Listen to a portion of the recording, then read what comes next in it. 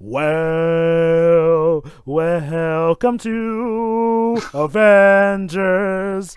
It's been 4 years and a few in the making. Welcome to the culmination of MCU Phase 1 and 2. Actually, it's from 2008 to 2012. It's 5 years, not 3. No. No, he said 4. That is 4. I said 4. Pedro, can you not count? Isn't it 5? Whatever. No. You spend too much time with the Microsoft community. I'm sorry. Some years have passed. The point is, also, Joe. I'm sorry, Joe. We technically did this movie the 1st of April, don't you know? Oh yeah, we did. It sort of happened when Dwibs misplaced the Avengers script with a more British one. Yeah, Joe, you told me to get the Avengers, so I got the Avengers. Yes, the point is that DC is quote unquote the real Avengers, made in 2012, based on the one of the first major Marvel team ups. Or as it's known here in Britain, Avengers Assemble. You know. To be fair, Avengers, the British cartoon movie, the British television show based movie. It's not the only fake out for Avengers. Want to know what's another fake out for Avengers? Frozen. Aside from that, oh god, we'll talk about the Avengers cartoon from the 90s. Not only that, but there was also the Ultimate Avengers movie and Ultimate Avengers 2. But there's also The Spirit, which is technically a superhero movie starring Samuel Jackson and Scarlett Johansson. Oh. All right, then. Okay, folks, so this is it. The culmination of Phase 1. We'll be tackling not only the movie Avengers, but also the short that comes with it. But in a twist, unlike most of our movie commentaries, like Pokemon or our MCU ones, the short comes after the movie, believe it or not. Basically, it's included if you have the Blu-ray of the copy, and basically it's something that tells about the aftermath of the climax of the final battle, the final battle of this movie. Hence why we're doing this after it and not beforehand. It's called Item 47. But for now, let's just get on the main plate. You know the drill. Start at the Marvel Studios logo in 3, 2, 1, click. Okay. Yeah, but that's the thing, though. Here for the logos of this film and Iron Man 3, they don't include the word studios underneath Marvel. I think at the time we were just setting up. This is the last that has the previous movies had the previous MCU movies had the word studios underneath Marvel. Okay. This was made during Paramount's 100-year anniversary. Okay. Here's the thing, Dwibs. Around this time, Marvel Studios weren't... Oh, boy. Okay, at this point, Disney had entered the equation, but they weren't at the forefront. This was still a time when Paramount and Universal were, as far as the general public knew, the main people running the MCU. Well, how it worked was Disney bought the theatrical distribution rights to the film from Paramount, and in exchange Paramount would get a cut of the profits from both this film and Iron Man 3, as well as having their logo in the movie. So we open up with an opening with the Chitauri, a rather odd choice of aliens. Now, they technically are in the comics, but they're I'd say the 5th most well-known alien species. When it comes to the Marvel comics, the 3 major known races are the Skrulls, the Shi'ar, and the Kree. The Kree will be introduced later on, but both Skrulls and Shi'ar were property of Fox at the time of this movie was made. So we had to basically go back to another kind of race. All right, so this film was directed and co-written by Joss Whedon back when people liked him. At the time, he was mostly known for, Buffy the Vampire Slayer, for example. Like, he was known as a comic book geek who knew what comic book geeks wanted, while also being able, Hey, able Maria. to give the Hey, general Nick. movie-going audience, something to go for. And yes, this will be the first time that Nick Fury plays more than just a sequel-baiting Also, role. the score. This introduces the proper Avengers theme, and it's basically the most recognizable piece of music in the entire MCU. Brought for a to good you Well, it's reason. from by- Alan Silvestri. Brought to you by the same composer of the Super Mario Brothers movie. And the Captain America First Avenger movie. Well, I mean, well, the music was. Like I the said, I music was. actually do like the music of a Super Mario Brothers movie, so Well, the problem, I am fine Joe, with that. Well, I mean, well, in my opinion, I think it was both the best thing about the movie while also not fitting the movie at all. It's like you were scoring a completely different film, and Disney, who distributed the film, by the way, just put that soundtrack on there. That reminds me, All is right. the Super Mario Brothers movie going to be shown on Disney Plus, I wonder? I don't think so. Nah, I think it's But, gone into independent hands at this point. But anyway, let's get on In with the this. meantime, if you remember, both from Captain America First Avengers and 4, now S.H.I.E.L.D. is in possession of the Tesseract, aka the Cosmic Cube, but one of the scientists was clearly possessed in some kind of fashion, or by Loki, or either that, or he disguised himself as as him. So we know that evil is afoot once again. Oh yeah, this was the I see. So this is the movie where this is the last movie where Dr. Eric Selvig had any dignity. And Yeah. technically, Yeah. the events of this movie are kind of the reason for that. Yeah, but that's the thing, Joe. The next movie at least tried to treat one of the characters having it with some degree. You think? You With think some gamma degree of, radiation could be harmful? With some degree of grace. And Full there's- Dark World just plays it for last, but we'll get there. And there's anyway, now I Clint, gotta be Arby. the Hawkeye. Now, Alright. the good news is that he's gonna do more than he did in 4. The bad news is for most of, like for a big panel battle, he's gonna be on the evil side. Sucks. All right. In the meantime, might as well get Yeah. the origin out of the way, since this one in particular is pretty short. Basically, everybody. Wait. back in This movie is short? No, the story that I'm about to tell is short, unlike the other ones. Basically, everybody, in 1960, DC Comics launched a little comic book series. I don't know if you've heard of this. It's called Justice League, and it actually was a big hit, believe it or not. So basically, Martin Goodman, who was at the time the owner of Marvel Comics, asked Stan Lee to create a title, something similar, and that's how the Avengers comic came to being. Once again, written by Stan Lee, and of course, design artwork by the legendary Jack Kirby himself. Mhm. So basically, yeah. Once again, this is yet another. Well, technically, the idea came from Martin Goodman for money, but yeah, the actual creation of the comic itself came from the good old Stan Lee and his longtime partner Jack Kirby. And to homage that also, Jesus Christ, that rape face. To homage that, the villain is the same that was in the first Avengers storyline, Loki. Yeah, there's not that much in terms of story of how the Avengers came to be. Nick, that's a staff. Like seriously, did the Samuel Jackson got confused with the props? That's the thing, Teo. Like that doesn't look long enough to be a staff, so I can see why he would think that. Later on, they actually do refer it as a staff, so I don't know. Ooh.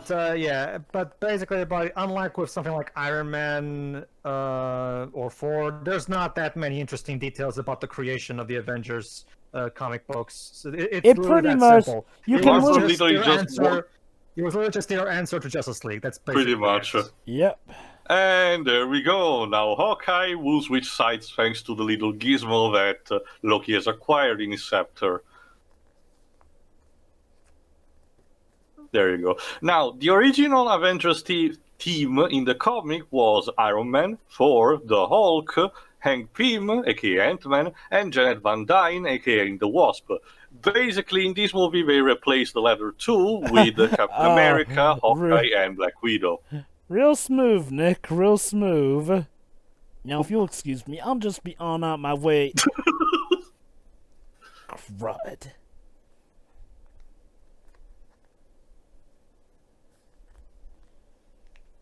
He's not kidding. He has gone to quite a few lengths for this.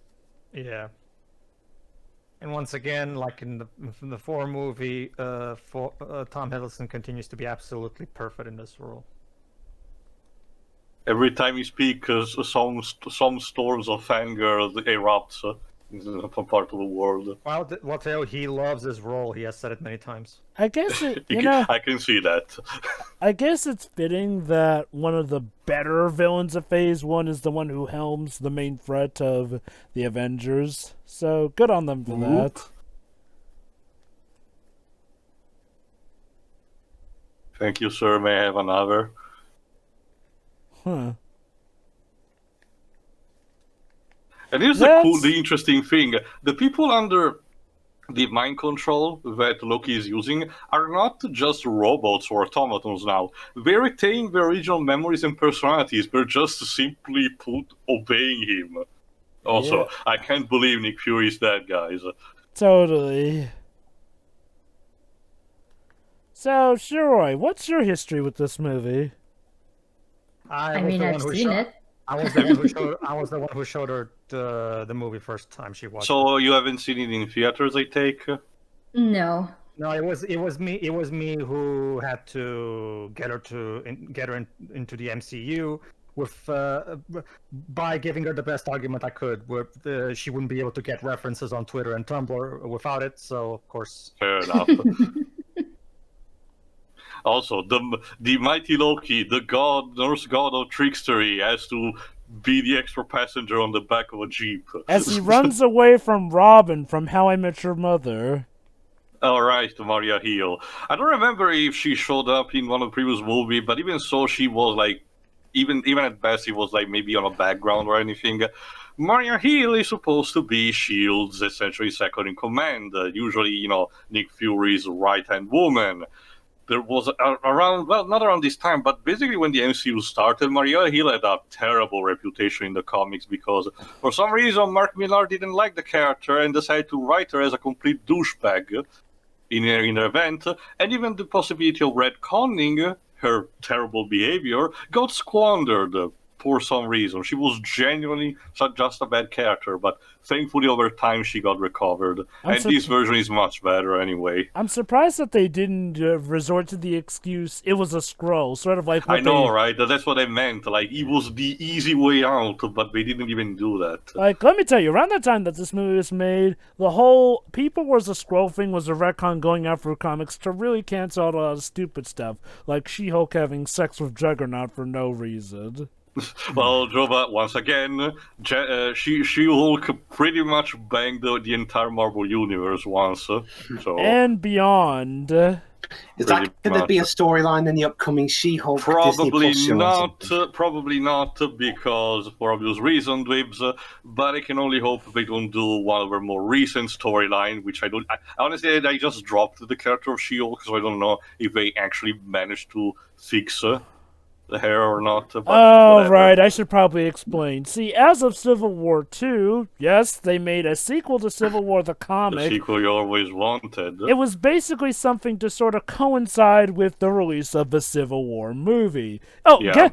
Hey, you want to know what's funny? So, the comic book writers of Civil War II saw the trailer of Civil War and thought that Iron Machine was going to die in that movie. So, wouldn't you know, they killed him off in Civil War II. Yet another Civil War event where the major casualty is an African-American guy. Classic. Figure. Now, they brought him back with some super science later on, but Jesus. Needless to say, Civil War II did no favors to any of the characters. Nick, your pistol does nothing. I mean, props for trying, but man... Maybe he's a fan of Resident Evil, where pistols seem to work against god-tier beings. I mean, have you seen that? They even named their guns in Resident Evil for how badass they are. Like the butterfly. Or the Samurai Edge. The Samurai Edge. These are like Desert Eagles, I guess. I think that shield will give her more sophisticated attack. You know, I thought I was going to do a title drop and say, for right now... All right. Oh, you got theme now. Yeah. Yep. You know, if this were Britain, if yes, this is a British version. I imagine it goes something like this year. It'd be like, what do? We need to call in the Avengers Assemble. Okay. That's the thing. Avengers Assemble is basically the catchphrase of the team, and they don't say it until Endgame. Like, But it's a cool moment, though. Wouldn't it make more sense for him to say to us, we need to assemble the Avengers. Okay. I mean, that'd be like if in Pirates of the Caribbean 5, where around here it's called Salazar's Revenge instead of Dead Men Tell No Tales. If at the end, before the title comes up, he says, you know what they say, Salazar's Revenge. So, and then everyone looks at him like, what the fuck? So of course, let's start with Mrs. I should have had my movie in Phase 1 herself, Black Widow.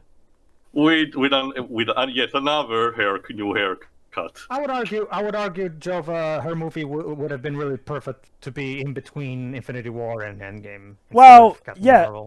Well, yeah, absolutely that too. But what I'm saying is, like, Black Widow should have gotten her own movie by this phase, but okay. As you can imagine, audience, by the time we're recording this, the Black Widow movie has been still not released. It was supposedly delayed until November. We'll see what happens.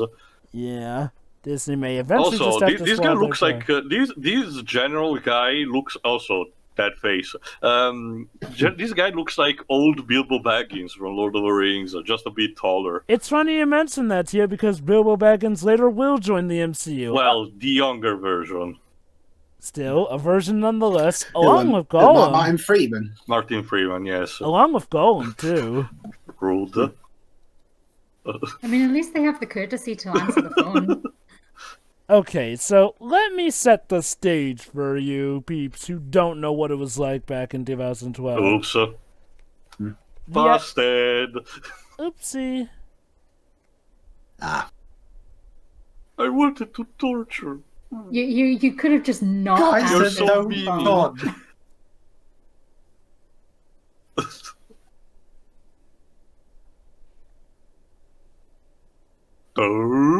Oopsie. Okay, now, if I will give this movie one thing, this is one of the MCU's best cases of mixing seriousness with humor here. Something that they do better in some movies than others. Also, dude, is this your first time trying to interrogate someone, or...? Probably. I think it's his first time against somebody who will fight back.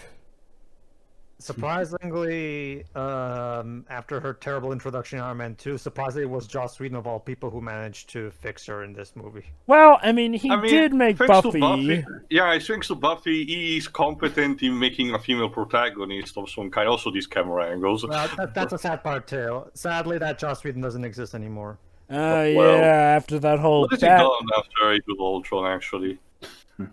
Hey, well, he was supposed to be doing a Batgirl project, but, well... However, let's just say, too, that didn't work out very well, because apparently the Joss Whedon that made Buffy, yeah, he's changed a lot since then. Great. I'm sort of wondering if I should call him having sunken as low as Frank Miller, which is sad, because from what I've heard, Frank Miller's latest work is actually not that bad. Yeah, that new Dark Knight comic he released. No. And by the way, hold on. Not Master Race. That wasn't written by him. I'm talking about the fourth one. He's still writing and directing episodes for Agents of S.H.I.E.L.D. So there's that. Frank Miller? No, Joss Whedon. Huh. Yeah. Wow. Still listed here, so present. I can imagine it doesn't do for everything. Also, anyway, here's another bit that can make you confusing. And I'm not talking about the appearance. Bruce Banner, yes, now played by Mark Ruffalo, so jokes about plastic surgery and all, he's still stuck in South America. Like, how much more do you want to confuse the people who watch the Ang Lee movie? So he went to New York and then went back to South America. Well, the Ang Lee movie is not part of the MCU, though. I know, but that's the thing, though. The Incredible Hulk was kind of made as sort of a pseudo-sequel to the Ang Lee Hulk anyone movie. who actually bothered to do some minor research can see, what it is and what is not. But imagine the most casual moviegoers. You know, Again, the grandpa who thinks Green Lantern is in the Avengers. You know, stuff like that. It's probably just an oversight, really. Again, well, I again, don't know, Taylor. Trying to appeal to the grandpas, that's kind of a lost cause. Well, I will say that for a lot of people, but you get my point. okay. As we mentioned during our Incredible Hulk movie, and like you yourself said, Pedro, the plot of that movie was a sequel, the characters were a reboot, and everything else feels like a spin-off. It was confusing as all heck. Whereas this movie, well, okay, normally I'd say that we could ignore Incredible Hulk, but no, we can't, because this movie insists, well, the MCU They actually insists do that directly reference some stuff, including one of the deleted scenes, the one that showed up in the video game. Yep. And also, good old William Hurt returns as Thunderbolt Well, Ross. later on. All right. Now, in case any non-Brits are wondering why the film's called by a different name round here, It's because of the movie well- that we did an April Fool's commentary off of. yeah, you can blame the Avengers for that. 1998. Well, Yeah, like the original series to begin with. Though apparently, Dweebs, as you tell me, your Disney Plus UK just calls it the Avengers. I Yeah. would like to say, though, that for someone who doesn't like Edward Norton as an actor and even as a person, I'm very happy for the replacement of What a the shock. actor. Because it's not even just because of that, Joe. But I genuinely believe Mark Ruffalo is the best live-action Bruce Banner we've had. Because Well, I mean, at this point, that wasn't hard to do. You know what? Okay. true, To be fair, it's him versus Bill Bixby. Bill Bixby was also a pretty amazing Bruce Banner.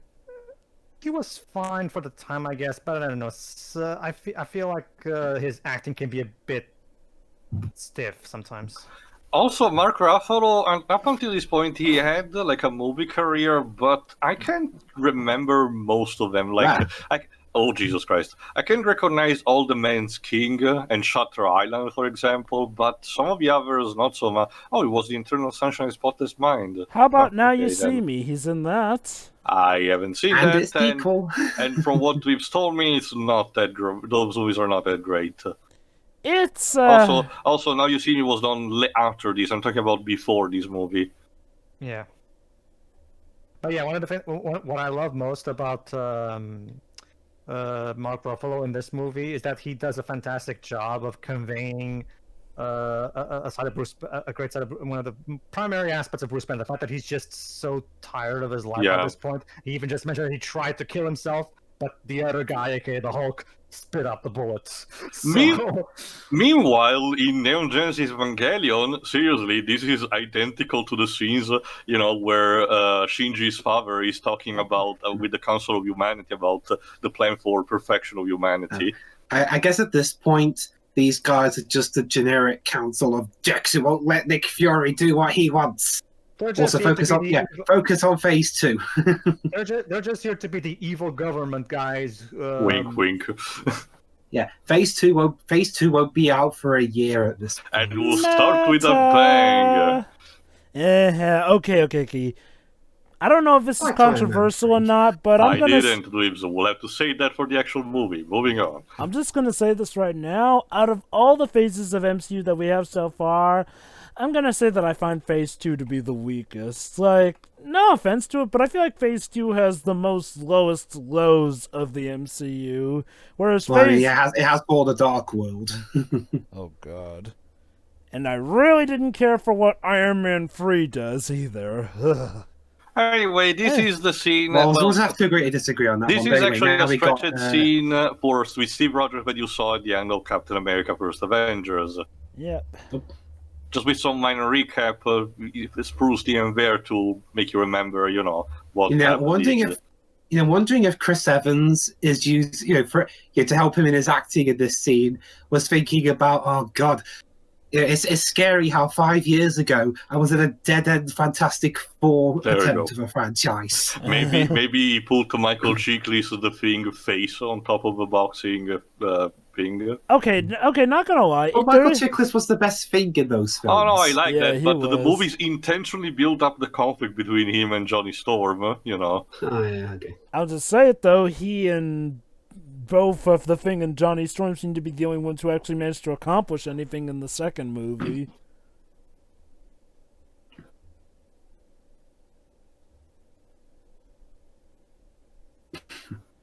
Anyway, Pedro, regarding your distaste for Edward Norton, I think you would love Birdman. Well, Okay. Hear me that's the out. thing. I'm not saying he's incapable of doing good acting. I just don't like the guy. No, Pedro, Yeah, hear me out. can understand In that. Birdman, Edward Norton plays the antagonist, a prima donna who is constantly trying to rewrite the script of a film or acting procedure here and there to the point where he is trying to take over as director. Does And that no sound one likes him. That is the best casting decision I've ever heard. Yep, and he played I mean, that. the He movie played that role itself is thoroughly. the movie itself is a metatextual Sure. commentary about Michael Keaton's career as Batman. Sure. You don't understand. yes, Pedro. This is like if they cast Hitler as the devil. Like it's like the most perfect casting you can make. Yeah, I was gonna say it's like I've never heard of this movie, but I can tell that it's mirroring reality here. Oh, it's one of Michael Keaton's best, I'd argue. Like, it's a very good metatextual comedy. What a good boy! He even brings back the targets. Speaking So of I just hope he isn't. I Okay. just hope he isn't stealing that boxing. I'm really stealing it. Yeah. Meanwhile, Tony Speaking Stark of the is ocean. fixing stuff under the water. Okay. For a second, I thought that was Darth Vader's breathing. Well, Dweebs, Darth Vader's sound effect in making his breathing was actually done with a scuba mask, breather. Also, Makes this film sense. came out in the US in May, and Disney would own Star Wars by that October of 2012. So, Precisely at Halloween, I think. Mhm. yeah, Halloween, exactly. In fact, speaking of release dates, let me check when this film came out in the UK, because this was the era when a lot of MCU films debuted here in Britain before the States. And I Because, think for my country, it actually came out a bit later. Yeah, it came out in the UK on the 26th of April. 1 week before the US release. As for Italy, it came out, a day before Britain got it. Oh, so actually still before America? I didn't know that. Well, there was a common thing at the time too. I actually do remember that. Well, it was for Star Wars, but that started out like 5 years after this movie because people started making a fuss because the movie actually was supposed to be released after. But for the MCU, I don't remember it being released beforehand. Keep in mind, I actually didn't see this one in theaters. I funny speaking of that, this was actually the first MCU film I saw in cinemas, Mhm. and I remember enjoying the film okay, but I did also come out of it with the feeling that maybe I should have seen the other films up until this point. I mean, hell, at this point, I didn't even know the MCU existed before I saw the film. That is This was pretty much the turning point where the movie's like, yeah, we actually did establish some baggage, so if you haven't seen it, unfortunately, you're gonna be left behind a bit. And hey. it's not gonna stop from here. Don't you see, movie fans? Now you can know what it's like to be a comic book reader. Well, including having tie-ins explaining stuff. Well, I mean, well, then again, Jover, I think it's easier to track down a movie in a series you haven't read as opposed to a comic. Well, I mean, argue okay. not thanks to the internet. If you told me that Yeah. 10 years ago, I would have agreed. Like, here's the thing, dude. Yeah, With the nowadays internet, you can people pretty are much glad you track can down any comic book. Heck, some comic books are pretty... In fact, some Comics. comic book companies pretty much have their own Netflix of comic books. Like, with DC Universe, that houses all the DC movies and all the DC comics, pretty much. So, Well, Well, Jover, I can address you with one flaw with that. DC Universe isn't available around here. well, my I'm sure point... there is some site where it is, but that's for another time, Dweebs. For now, Agent Coulson is back, and for once we actually decide to make him competent at his job. yes. And without being a dick. Because mind all you. the other times I think sorry, up until this point, the only movie in which he was sort of competent at his job was the first Iron Man. Everything else, he either just stood there or allowed Tony Stark to escape house arrest, even though he was right there in the building because he's a numbnuts.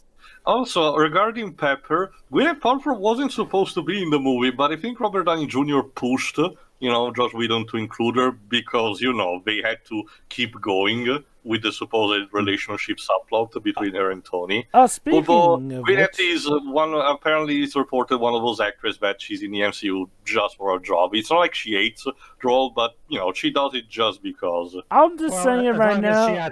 As long as she acts well, that's all I ask of her. I'm just saying it though. Same, as long as the role turns out fine, fair enough. There's no guarantee that she'll be sticking around with the MCU as rescue. It's unfortunate because right now, after Endgame, she's the one who's donning the rescue armor. Well, who knows? Maybe they'll bring Rory Williams into the MCU. I mean, there are apparently... She's probably too busy. She's probably too busy selling her Goop products. Okay. Oh, okay. You don't know. I'll have to show you after this. Okay. Then. Anyway, Dibs, to explain to Rory Williams is basically, I don't know if it's still the case, but in Marvel, Tony Stark kind of became evil, more so in the sake that he was sort of taken over by an Apple product. No, seriously, he literally looks like an Apple product now that he's evil. Oh, and just found out something on TV tropes regarding this movie. Go on. Because of how motion capture's come along in the years since, Hulk 2003, this is the first movie in which Banner and the Hulk are played by the same person because Mark Ruffalo was able to play most of the Hulk stuff with motion capture. But I think the voice is still done by Lou Ferrigno, right? Yeah, plays the Hulk in the MCU. Yeah, he does his voice. Yeah, cool. It's it's a nod to the older fans of the 80s TV show. Also, Coulson is a fanboy. When he watched you when he was asleep. You. That's creepy. Basically, well, remember, it makes sense still because Lou Ferrigno was the first live-action actor to play the Hulk. So I mean, fortunately, the show has his animated version, so he can still keep doing that anyway. Yeah. Well, even at worst comes worst. I don't think Lou Ferrigno is that old still, but worst comes worst. The fact that the show is still a worthy success anyway. Well, all he has to do is come to the mic sessions and growl, so it doesn't seem like it would be that hard for him anyway. Oh, now we can about that Edward Norton thing you guys mentioned earlier. Yes. When someone asked Marvel why Edward Norton wasn't coming back, they said, and I quote, "Our decision is definitely not one based on monetary factors, but instead rooted in the need for an actor who embodies the creativity and collaborative spirit of our other talented cast members." So basically, one who can play nice. Yeah, aka Edward Norton is a fucking asshole who cannot play well with others. Much like Tony, actually, yeah. Except Edward Norton is not charming in any way, shape, or form. Considering there were rumors around when this movie was made that Robert Downey Jr. was acting a bit like his own version of a prima donna, I can imagine Joss Whedon and the others and Kevin Feige was like, okay, if we put these two together on set, we're going to start bickering with each other and we're never going to see the end of it. So we just cut corners. Yeah, and for his part, Mark Ruffalo, who's apparently friends with Edward Norton, he apparently said that he wasn't too happy with how the Hulk's character was what Bruce is in this movie, because he felt that because he didn't like that Bruce Banner was struggling with his identity issues with the Hulk again, even though they supposedly got over that in the last movie. Yeah. If Edward Norton knew anything about the comics, he would know that Banner's struggle with his entire identity with the Hulk and everything never really ends. Sadly, that's kind of his tragedy. To be fair, there have actually been a lot of arcs where his struggle has ended. It's just that his struggle has been brought back because of executive mandates more often than not. Like there was the Mr. Fix-It era, there was the Professor Hulk era. Oh God, there's Old Hulk. And then there's there's The Maestro, for example. Well, Jova, eventually we have to reboot that shit though, because when that happens, the primary conflict of the Hulk storyline kind of goes away. Personal space. Well,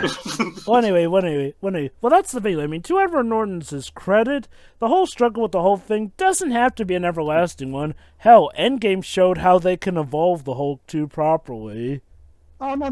Like I said, it's not that I'm against that. Like it's just that I think doing it in the second. He wanted apparently, according to what we've just said, apparently everyone was expecting it to already be done in the second movie, which is ridiculous to me. There's so much potential to be exploited from that, and you're already getting rid of the Hulk already. No. It's not so much that he was getting rid of the Hulk. It was more so he was getting into the stage where Bruce and Hulk are more, partners. Like, well, they sort of have more of a mutual understanding. Not necessarily to the level of, say, Professor Hulk, but more so in something like, it's something more akin to Avengers, Earth's Mightiest Heroes, the comic, the cartoon. I guess. They made still. Oh, there we go. Also, in case you were wondering, that don't bother too much about the leader of the Kitauri that Loki was talking about. Is really inconsequential when you get down to it. Well, that's the Chitauri in a nutshell in the MCU. Like they're basically just here to be for mooks. the sake of being mooks. Now, granted, what they do does sort of affect stuff in Agents of S.H.I.E.L.D., but that's Agents of S.H.I.E.L.D. Well, even on the long run, Jova, remember, the catalyst for Spider-Man Homecoming is also a piece of Chitauri technology. That scene earlier where Tony was talking with Pepper in Stark Tower? Mm-hmm. Yes.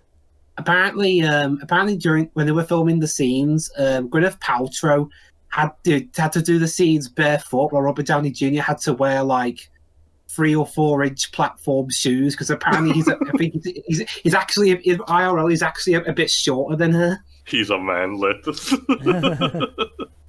Wow. But yeah, there you go. Finally, first major appearance of the helicarrier. All right. S.H.I.E.L.D.'s signature airship. I was gonna say, shouldn't you tie them down before they start? Admittedly, the design, just in the comics, the design is super cool. Don't get used too much to it, because just like in the comics, this thing gets brought down very regularly.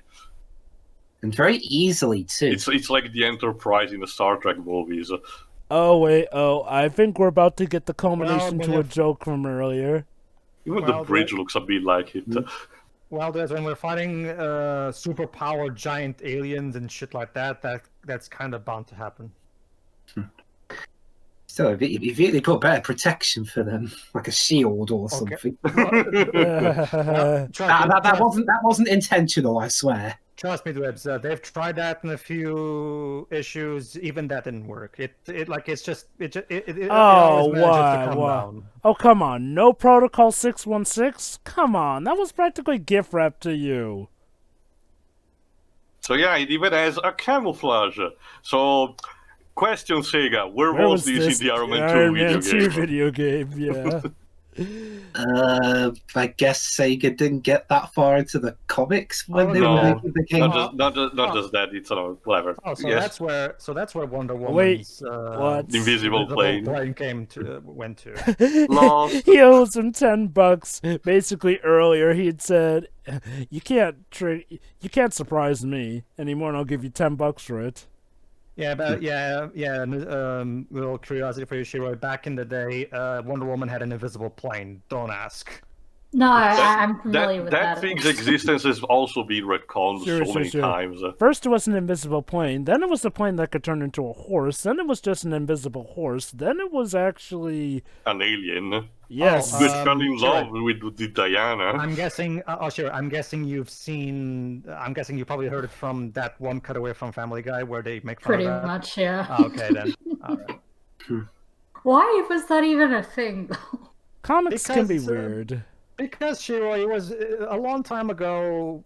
Remember, Shiro, this was back before comic books made sense. Okay, even then, it doesn't make that much sense today anyway. So. Okay. We were just made to present silly stories for the sake of it. Let me put it like this. There was the Golden Age, which could be silly, but for the most part was straightforward.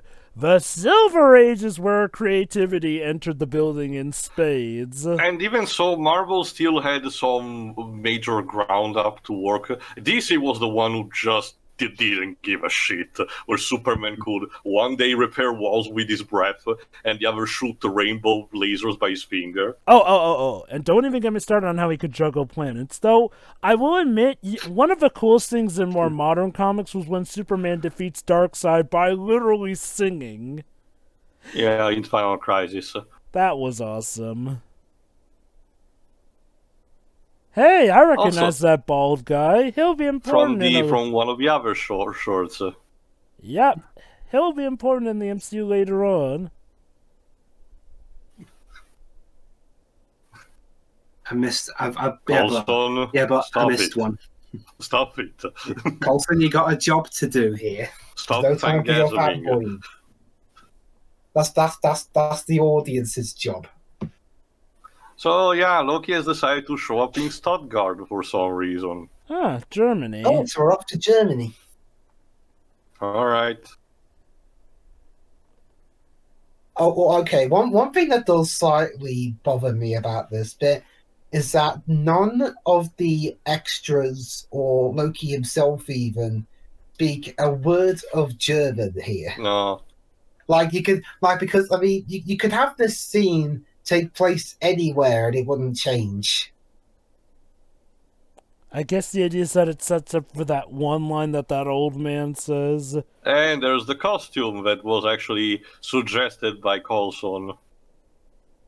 We'll see more in action in a second. And everyone's gonna love that outfit, aren't they? Honestly, I didn't mind it. Did people have problems with the outfit? Okay. Let me put it this. Long story short, people preferred the costume from First Avenger in spades. I guess, but that's the thing. The thing is that the one in First Avengers made sense for being a proper war suit that combined the elements, the classic costume, to create a military suit that could still resemble, thanks to the color scheme. This one instead is a more proper jumpsuit. As we will see later on, the only problem that I recognize is the fact that it looks a bit too large on Chris Evans, but I think that's just a problem of the costume. And that moment gets memed a lot. Yeah, Loki tends to love some slapstick in this movie, both on others and onto himself. I hope you don't mind. I please just don't need your eye. Graves, yeah? How is this movie rated in the UK, just to know? 12. PG-13 here. Fair enough. Oh, there's German there. One word. Wow. Oh, by the way, I love to imagine that the orchestra is still playing this is this all part of the recital? I don't care, just keep playing and maybe he won't notice us. Yeah, whatever, I still need my paycheck at the end of the day. And now they're playing the Death March for him. Maybe it would be appropriate music. Well, they're certainly playing appropriate music. That's some dedication. Also, Jesus Christ, Josh, don't flash me. Also, Loki's not exactly complaining about the accompaniment. Oh, he's definitely not.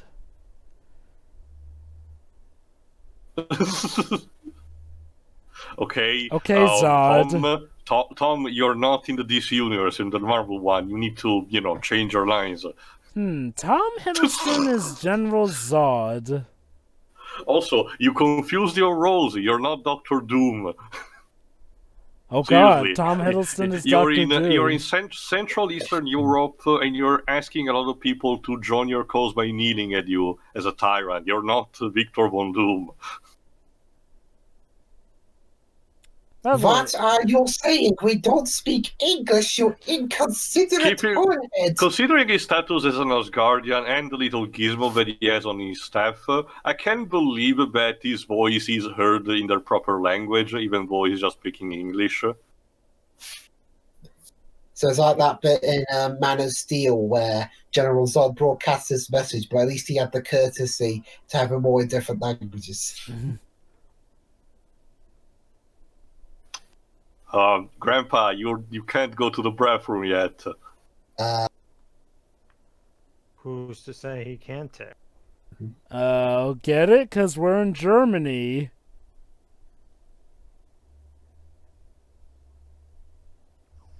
Nope. Oop. Not today, bitch. Okay, let me talk about this. It's the helmet, isn't it? Okay. Not only that, but the padding and stitching looks so off. Like, it looks literally like a costume I could get from Party City. Like, whereas the first one felt like it had better patching in it here and there. Like, again, now thankfully this outfit will get improved in later Avengers movies. Well, For what it's here. worth, Chris Evans didn't really like wearing the helmet because there's no chin strap. It kept sliding around. yeah, I can see. Oh, that's another thing that I forgot to notice. In the Thor movie, one thing that they didn't mention was the fact that, uncharacteristically, Thor was not wearing his traditional signature helmet, the one with the wings. We will see later a different refined version in Thor Ragnarok, of course. But the reason why it doesn't show up in the first movie was because it was supposed to have one there, Chris Hemsworth, but it kept falling off. So at the end, they just decided to film the movie without that. Oh, look at that. An Avengers threat that's handled without too much collateral Superior. damage. Look at that. Also, I hope you like AC/DC because this will be the last time you'll be seeing that being associated with Iron Man for quite a few years. Well, Oh. Debs, those songs are expensive. Look at that. An Avengers level threat that's handled without too much collateral So- damage. So in the next movie, because they can't afford AC/DC, they get Eiffel 65. An Italian band. Because that's really associated with what's going on in Army 3, but whatever. As much Cheering as- for the movie. As Well, much I mean, as it was the year the opening took place. as much as I like Eiffel 65, I'll admit they're not as good a fit for Iron Man as AC/DC was. Anyway, Okay, there's this context, starts go back to this starts the great love-hate bromance between Steve and Tony, because they really can stand each other on a lot of things. Okay, It's I'll- because of how makes they sense. grew up. Tony Stark grew up in a world of wealth and technology and all that. Steve, by contrast, grew up with He's a little self-made man, so... yeah, Just so that the only thing that wasn't self-made is his body, but that's about And it. even so, Steve knew Tony's father, and I guess seeing, the son of his best friend being the way he is, it's kind of a disappointment for him. Still, Yeah. more pressing matters for Thor has returned. it's not to mention Debs, both of them have very different moral senses, so it's bound to happen. It's and it makes perfect sense. It's also what I also it's kind of similar actually to how the duality between Batman and Superman should be, Yeah. should be. Sounds like such a great plan, Tony. Oh wait, I love Yeah, this line just- coming up. just Steve, attack. what are you doing?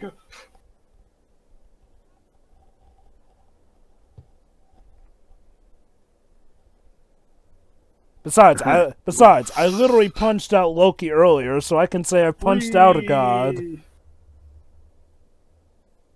But he just said he thinks it is in his eyes there is only one god. That looked And now like it's it time hurt. for Loki doing what he knows best to do, the drama queen.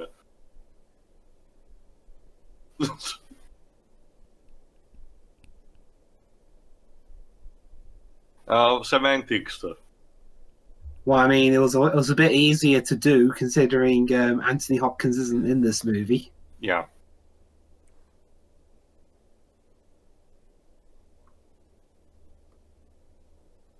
All right, Yeah, just a Yeah, little that reminder old- that old Loki's an bastard ice didn't tell giant. me.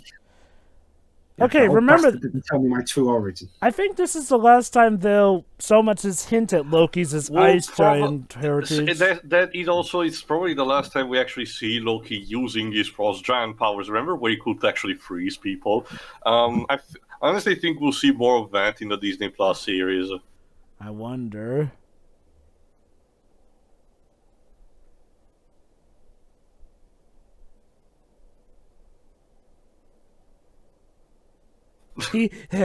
He's laughing because he knows what's going to happen in Phase 4 regarding marvelous. that.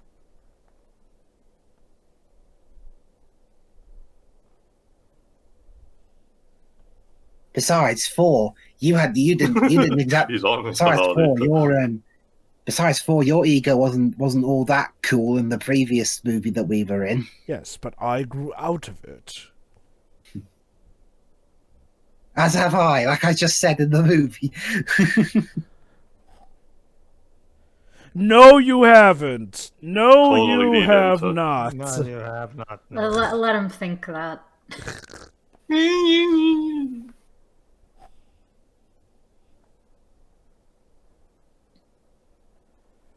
Can't you just get along? You're brothers. Please. Seriously. Sure, don't worry, sure. They will in Thor Ragnarok. Eventually.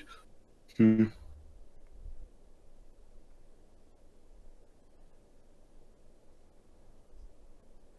Oh. Well, Oh, Okay. I'm listening. As What was that? as mixed as I am on how the MCU handles the humor drama balance, that was one of my favorite ones. It's like I said earlier. For as much as the MCU will have an issue with pathos, this movie is one of the ones that handles it the absolute best. can't get it because Thor spoke like that in the comics. Yeah, I get the idea that they didn't made Chris Hemsworth speaking like that because it would have been very distracting and too complex for proper acting role. It's something that works better in the Oh. comics and not in a movie. I get that. So Tony, I guess since the last villain the villain in your last movie was such a pathetic wimp, you're a bit out of shape. See, this is why you need to go up against stronger bad guys. It helps you strengthen, as DBZ showed. Oh, snap. He's about to call down the thunder!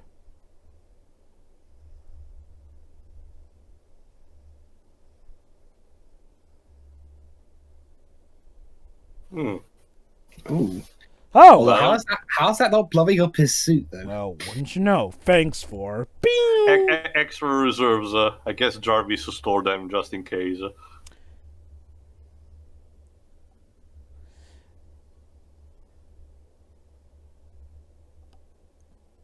Not gonna lie, this is a pretty neat fight scene. And it starts showcasing. Well, we already saw hints of it in the dialogues before, but it starts showcasing the fact that, unlike in the comic, where the heroes kind of knew each other already because of reasons, and they simply answered the call willy-nilly and had the fun of a lifetime beating the shit out of Loki together. Here, they need actually to start getting along because most of them actually don't know each other. Mm-hmm. And as you can imagine, it's not really this is pretty much what the BBS should have been on a larger scale at the end of the day. Let me set the stage for you guys here. For years, people had been wanting to see a live-action superhero crossover between different products and whatnot here and there. The one that had actually a team up because the X-Men movie basically started off with the team mostly already formed. Same with Fantastic Four, which was already a family of heroes. Yeah. Also, I just want to point out about the scene here. So, guys, Loki clearly had a chance to escape, but he doesn't escape. He's just enjoying this. Remember, mischief and all, he's probably having the fun of his lifetime seeing these people fight together. Although, okay, Hmm. okay. That shield is very indestructible, Joe. I wonder. Where does he get that metal? What do you think, Shiroi? Meh. Maybe I don't somewhere know. down south of the equator? No, guys, I got it. That shield is made from adamantium. You know, It funnily would be- enough, at this that point, it could be don't possible. remember. I don't remember a lot of this anymore. Actually, Jova, I know that it happened. It certainly happened multiple times in the comics, Oh, no, but I no, actually wait. forgot. No, But I actually forgot if adamantium, which is more resistant between vibranium and adamantium. oh god. Also, yeah, Disney didn't buy the whole world yet. At this point. Remind me too also, wasn't vibranium created as like a substitute for adamantium because the No, MCU no. couldn't... They were actually still coexisting. It was just a time. It Oh, was you're just right, you're right. Okay, It from was what I... just a time where Marvel wanted to include a couple of new elements. Okay. in From what I the understand, vibranium is the stronger between the two because, as we've seen before, adamantium can get sliced. Mm-hmm. So technically, vibranium's the stronger one. Also, you could have at least gave him a chair. I Well, guess. just sit on the floor. Fair enough. Oh, that's a big height. Would that kill a god, though? Well, He can teleport, though. yeah, Nick probably doesn't know that. Wait, Yeah, hold on. Perhaps the glass stops him from being able to teleport. No.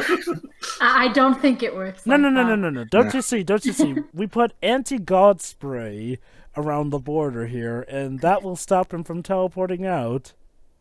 Again, okay, it's like how it should have ended pointed out, though. Nobody found it the least suspicious that Loki didn't take an opportune moment to escape. It's like Captain America said, okay, we are not taking him back to base. He is clearly up to something. Yeah, I mean, he clearly wants to be there. Kind of one of those what an idiot moments, but, it's kind of one of the few, so I'll let it slide. Shoot, what was I talking about before we came here? Vibranium, but you already mentioned. Oh, no. I'm trying to think of before that. I was talking about something. Dio? See, I don't know, Jova. Oh, wow. Unlimited power, you say, but you don't shoot lightning from your fingers. Besides, Disney wouldn't own Star Wars for another. Well, it's come out in the UK. It's come out in the UK in April, so Couple of months, please. 6 months. Right. Right, back to what I was saying. To set the stage for this movie, though, it's like when this movie was coming out, yeah, it was a very lauded arrival because, so long we've been waiting, and we almost got a live-action World's Finest movie, but then that just ended up just being a tease in I Am Legend. So a lot of people were hungering at the bit, and the build-up was amazing. Like, let me put it like this. Before the MCU, there were a lot of attempts to start a shared universe, believe it or not, but a lot of them ended in failure here and there. It wasn't as mainstream as it is nowadays with a lot of failures trying to make their own cinematic universes in the guise of the MCU. But back then, there were quite a few attempts here and there. Like, believe it or not, Daredevil, the 2003 film, was trying to start its own universe too. One that it would share with the ever-so-beloved movie Elektra. And... yeah. Oh, yeah. He's adopted. I remember, for years there were rumors that Superman Returns was going to intertwine with Batman Begins as well. And then there were rumors that Dark Knight Rises was going to intertwine with Man of Steel. But finally, in the year 2012, we got our crossover, and holy cow, does it work out well. Like, okay, I'll just say it right now, when it comes to bickering or fighting among superheroes, this is an example that does it well. Also, that joke there, that guy's playing Galga. They do quite a bit of dedication to it, but that line was ad-libbed. Yep. But yeah, this movie, okay, part of the reason that the bickering amongst the heroes works is because we've seen that they have very, very, very different lifestyles. And maybe if they had gotten to know each other before, like in the comics, it would be fine. But no, this is literally them getting to know each other. As you can imagine, well, imagine your first year at college. You have to try and make nice with all these new people from across the globe in one room. Not to It's to mention, say gotta there would have be some- difficulties. Not to mention, gotta have some kind of conflict, otherwise there's no story. Well, I guess to be fair with conflict, we could just have it be the villain, which is sort of why I'm not always that preferable with heroes fighting other heroes, but this is one that does it well. Certainly a lot better than the. Well, that's the thing. Nerds! Well, by conflict, I mean, something the heroes need to overcome. In this case, themselves. Like I said, though, there's always the villains for that, but yeah, it works here. I'll just say it, folks, yeah, I don't really care for the Civil War movie. Well, no, me neither. Oh, wait, hold on. Has he said the line yet? Not yet. Ah.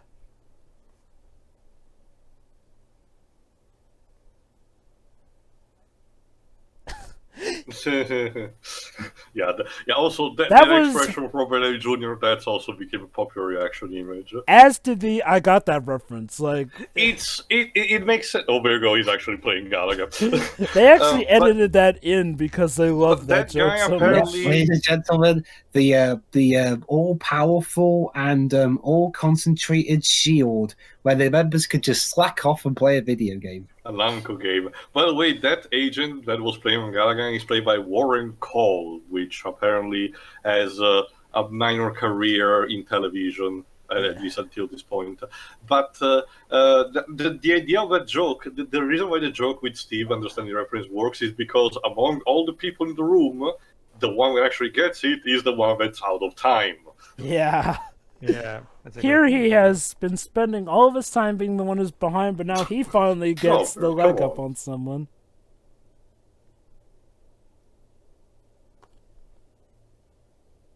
Weed. So, okay, a Hulk that is brought on by being high. That's I'm pretty sure there is a story with that. Wait, Tio. It's in Universe 420. Yeah. Why? How would that even work? Like, he's gonna be chill. Okay, that like, makes me curious. chill. Let me check if there is a 420 universe. Yeah. Okay, folks. As we said before, Marvel likes to make every single bit canon in some way, shape, or form. You see, The MCU actually has its own kind of Earth. It's just not used in the. At least so far, it hasn't been used that much in the comics. I think just one reference here and there. Basically, believe it or not, even the theme park rides have their own universe. Yeah, you mentioned that a couple of times, Jova. Yeah, that is some dedication. Dedication, yeah. And bass aquatery. Well, in that kind of sense, here, Marvel tends to use that to its strength. To basically reason that if they want to do a crossover event and have some fun, like some humor with it, they can just pick that up, like in the actual Spider-Verse comic book event, they actually brought back the universe that includes the Twinkies commercials that Marvel used to do a lot in the 60s and 70s, just for a joke. Yeah. Curious, Tio. I'll admit, I thought that I've seen it before, but has there ever been a universe where it's a clear reverse of who's good and who's evil? Like, the heroes are the bad guys and the villains are the good guys? Like, I'll admit... Several, but I don't think there's like an official one. And if you're asking, there's not an equivalent of the Syndicate from DC. Kind of weird. You'd think that they would have tried that by this point. I've got a question, actually, for you guys. What? Go ahead. Since they've been mentioning Hawkeye a lot. There's this stigma for people like Hawkeye and to a slightly lesser extent Black Widow, in that they're the weakest Avengers because they don't have superpowers, therefore they're useless and don't contribute anything or whatever. Oh, that SNL did a whole skit on that. Well, okay, when it comes to Hawkeye, if he runs out of arrows, he can still fight, yeah, but arrows are kind of his thing. I guess when it comes to Black Widow, she is kind of heavily outclassed by a lot of stuff here. It's kind of like DBZ here. Like, when the power gap really increases, it's really felt. I mean, I'm guessing her being good at interrogating kind of helps, because let's face it, the rest of this team are kind of shit at that. Pretty much, yeah. Oh, God. None of them are exactly very tactful. Oh, my God. To be honest here.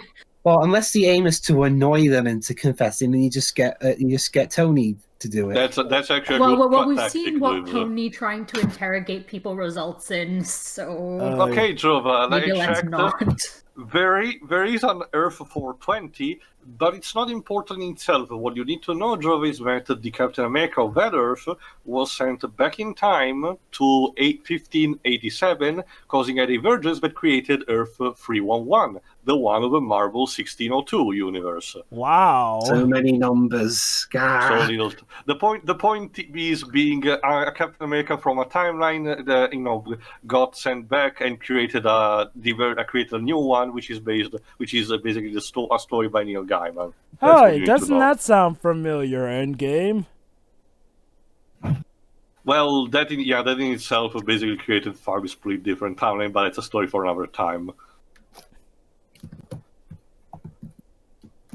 But yeah, interrogating-wise, Bruce Banner's would probably be a disaster, seeing as how if he tries to play his bad cop, well, I guess he could play the bad cop, it's just that the guy he's interrogating may end up in the hospital. And then there's Tony. I guess Tony could tap into his inner Sherlock Holmes. and deduce the solution. Or he could tap into his inner Dr. Doolittle. Sorry, Please don't. Doolittle.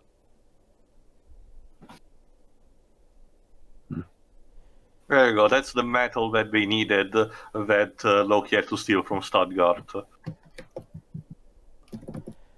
Hey, Natalie Portman. Oh yeah, she's not going to be in this movie because She was contracts, pregnant. I think. Actually, no, it was because she was pregnant at the time. All oh right, yeah, then. okay. If it's a circumstance like that, I get it. And I'm proud to report that she did not die. The Jimmy Jarvis, she didn't lose the will to live. Yeah. You changed everything. There's no going back. Okay. That's a Dark Knight reference. For a second. No, I get that. I just don't understand the context of why you're doing it. They're referring to how, the game has changed in this dialogue here. Considering how when you bring Asgard into the equation, they had to build up their own stuff here. The Thor movie managed to, keep everything just strict on a smaller location, but since now it's crossover and all the stakes are much higher.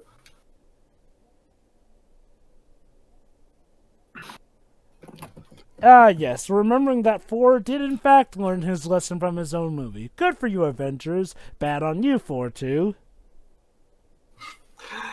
So it's gonna be recurring. I don't think it's just gonna stop at Yeah, Dark I Lord. know. Yeah, I know. I should slap you too, Thor Ragnarok.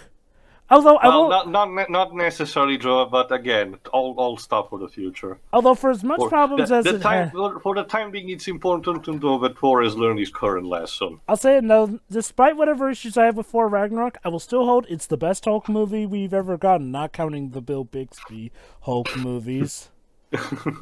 There were no Hulk movies. It was just a TV show. Actually, there were technically TV movies. Yeah, that TV movies though. TV specials, TV movies, still live-action movies of an extent. Of some kind, I guess. Yeah. And they were pretty good. Oh boy, here we go. That power stance.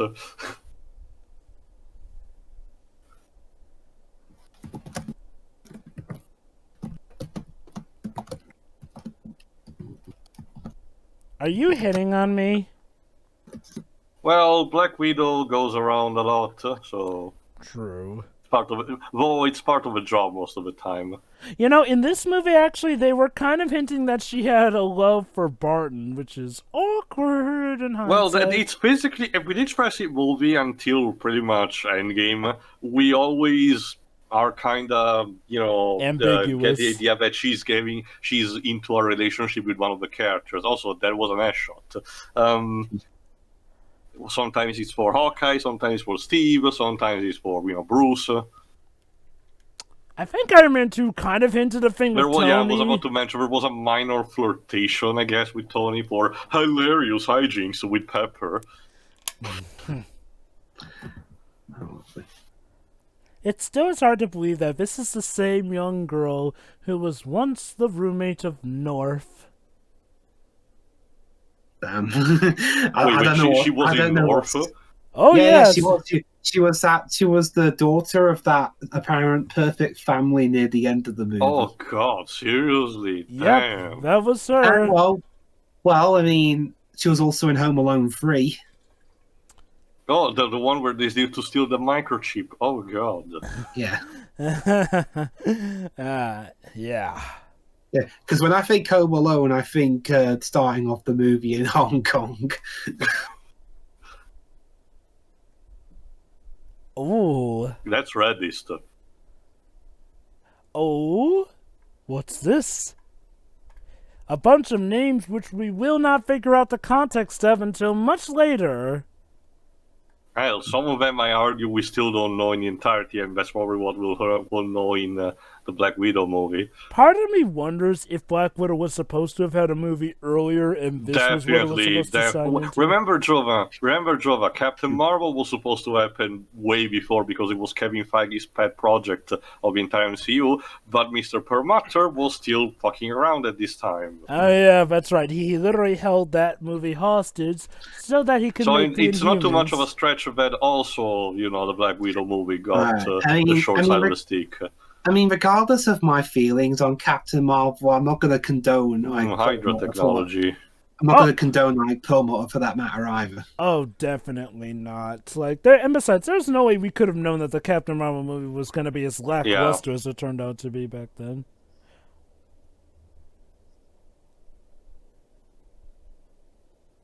Okay. Whatever you said, buddy. God, that face.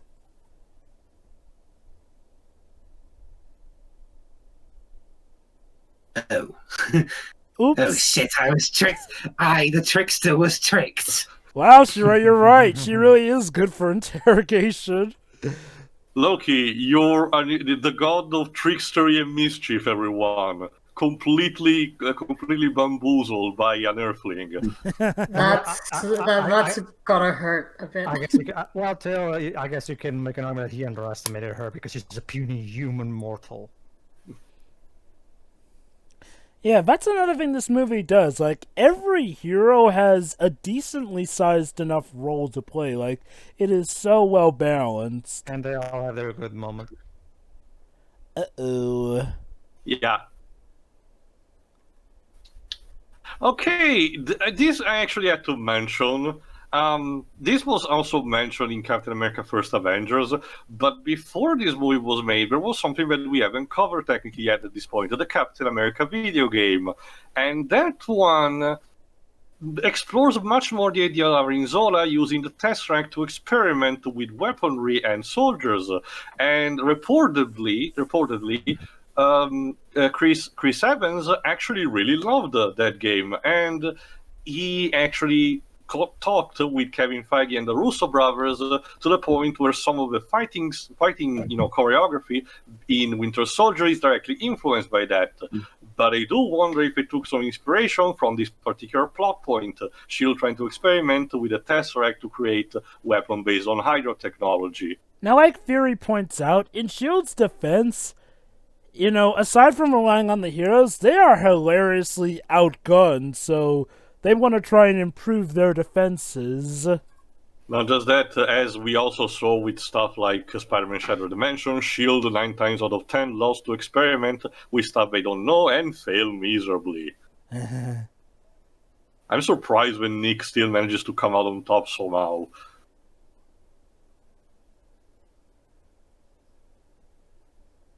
Ooh.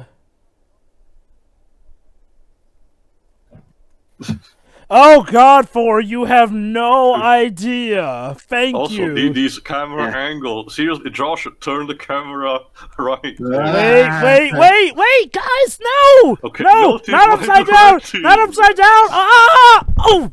Is this devil? And then the audience collectively banged M. Night their head. Shyamalan took over. Ask him what it means. That really was the plot twist. M. Night Shyamalan was secretly co-writing. Actually, let me check who was the proper writer of this one.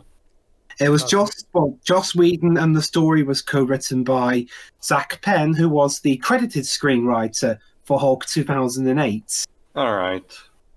But remember, that script, I'm not sure how much of his script survived in that movie before Edward Norton improved it, quote unquote. He's currently writing a Matrix, one of the Matrix movies, and the Ron Space Knight movie. Cool. Huh. He's writing the new Matrix movie? Apparently, I don't know if it's the next one is going to be like the 5th one, but it's an untitled future Matrix movie. I'm surprised Lana is even allowing someone else to. And he's also co-writing for the DC Extended Universe for the Booster Gold movie. So neat. Oh boy. A way out, you say? Ooh. Oh, for fuck's sake. Ouch. Yeah, and everything special about you came from your dad. Well, actually, it Literally. came... Well, that in my brain. Yeah, but without money, what good would your brain be? Let's just thank this is not based on the very beginning of the Ultimate Iron Man line, because that's Oh. really, really dumb. Okay. It's funny because this universe is mainly based off of the Ultimate Universe. But remember, Jova, in the Ultimate Universe, that beginning story with the blue baby and everything was so stupid that they reckoned it later to be a failed sci-fi TV show that the real Tony Stark was watching. Basically, folks, originally in the Ultimate Universe, Tony started off as a blue baby who had a mysterious disease and had to be saved by monkey brains. Sorta. It was his body was basically the idea. It's a long story, so I will only give the snippet. His body literally had brain cells all over the place, but as a result, he suffered incredible pain. So he had to be coated with a blue gel thingy that rendered him immune to pain. It was stupid. Don't bother. And we mentioned that comic books are weird. That's the thing, Pedro. The writer for that comic line was even weirder than usual. That's why the audience didn't like it. Oops. Now, since this is based off of the Ultimate Universe, they also retconned it that the reason Bruce Banner became the Hulk was in an experiment to replicate the super soldier formula, except using gamma radiation. That is kind of the theme with the Ultimate Universe.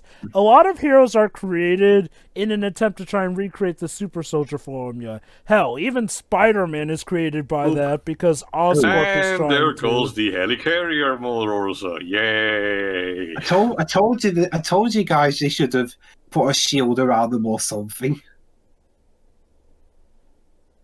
We can Just fight get a room later. already. Also, stop with the camera angles.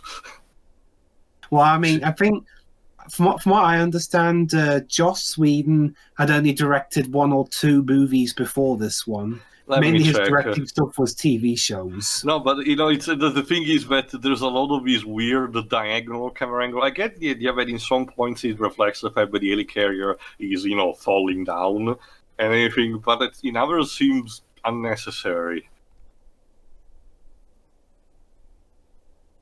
Oh dear. Oh. And yes, ladies and gentlemen, after 2 major theatrical movies, where we basically got blue-balled off-screen, kind of like, we're about actually to see a sort of proper transformation from Bruce Banner into the Hulk. About fucking time. I guess Yep. it depends on if you like the transformation sequences from the 2003 or 2008 films. Those movies were made before CGI was up to snuff. There you go, Dweebs. Joss Whedon had directed only the movie Serenity in 2005 before this. Wait, he was a writer for Atlantis: The Lost Empire? Didn't even knew that.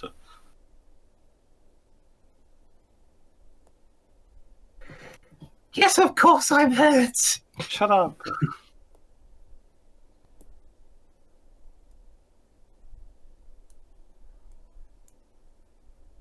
Yeah, just no. Oh boy. Oh dear.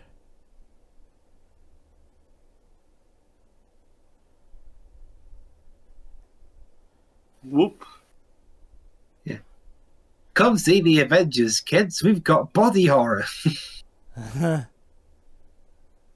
you go. Now, as for the proper Hulk design, compared to the one of Ang Lee and especially the 2008 one, this is actually a much better improvement. CGI has come a long way. It's still it may be a bit dated for the time because CGI has evolved still after this, even more, but it's still way, way better than the previous movies' versions of the Hulk. You gotta Honestly, wonder. They I still removed, think it's perfectly fine. the color is nice. They removed the shitty beard that he had in 2008. You gotta wonder if the Hulk is now purposely trying to kill Black Widow.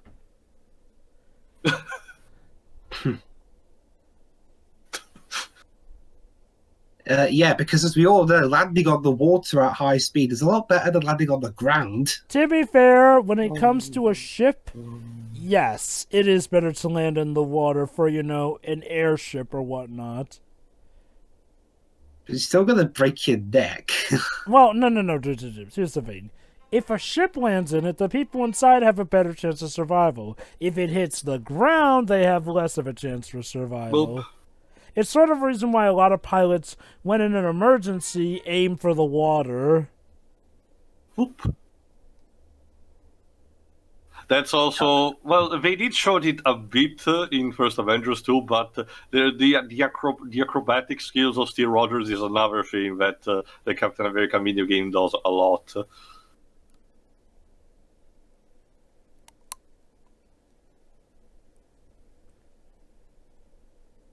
Yeah, there's also another thing, the one that I mentioned also in Incredible Hulk 2008.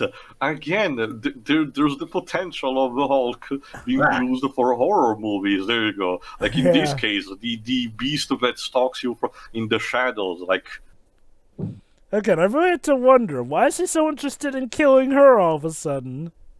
Because does the color red set him off or something? it's not a bold move. Maybe he knows that later they'll get shipped and he wants to avoid that. Or maybe it's like, or maybe he was one of the few people that was really, really, really bad that Betty isn't in the rest of the MCU. Or maybe, as of this recording. Or maybe he saw the Avengers porn parody and hated it. Oh God. Seriously, there's some serious hulking Black Widow action in that porn parody. I can imagine some of the lines. Hey guys, do you want to see my Roger? You said it, Vibs. I'm just guessing what the lines would be in that film. You still said it. I know, I'm not debating that.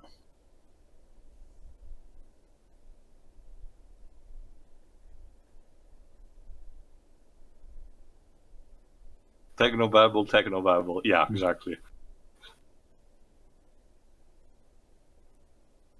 Unfortunately, you may have to risk certain life and limb. Never mind.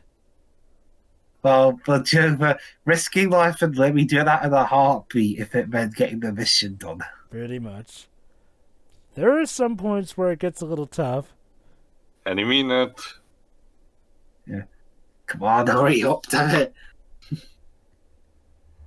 Yeah, I can imagine. What if he grabbed the wrong bit of the hammer and broke his hand? I wonder if that would be able to break his hand, considering how strong he is. That may have beheaded him, though. Whee! Sorry, And Hulk, yeah, you're unfortunately, not Bruce worthy. is not really worthy. Well, no, because he's angry, and angry people are not worthy. An unstoppable force literally meets an immovable object.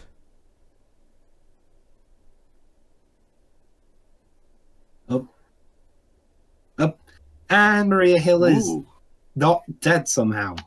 Well, she rolled away in time. Yeah, she did a tactical dodge roll. Yeah. Not to mention, Revs, this is an action movie. You have to suspend his belief to some extent.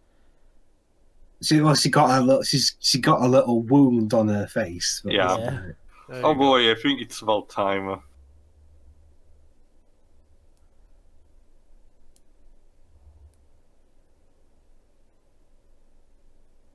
Everything that can go wrong will go wrong today. Mm.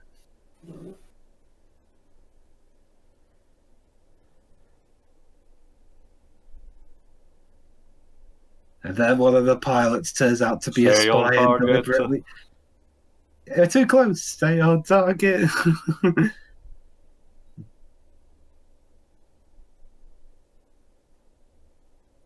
Now, make sure you fire your artillery, not your rockets.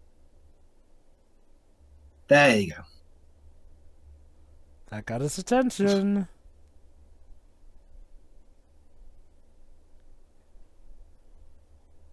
Oh. No, you think? You better hope you have an ejector seats. Yep. Oh. Nope. Oh, it's alright. Oh, He thank had the God. parachute. Alright. Yeah, if Hulk yeah, if Hulk committed murder, that would lose audience. That would lose the audience, wouldn't it? Yeah. Oh, There we go.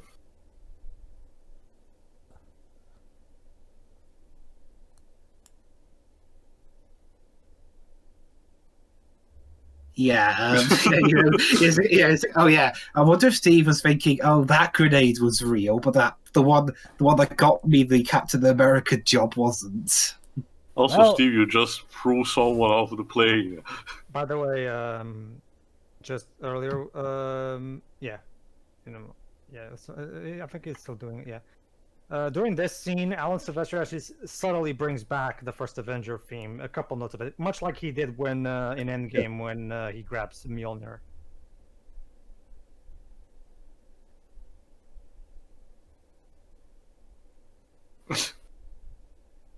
wow. Yeah, that's the one big component of Hawkeye. 3 carols, one for each specific job, including hacking. Yes, that is a thing. Can't we just pull out the arrow?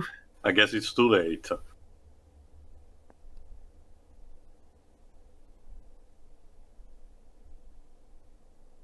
I know.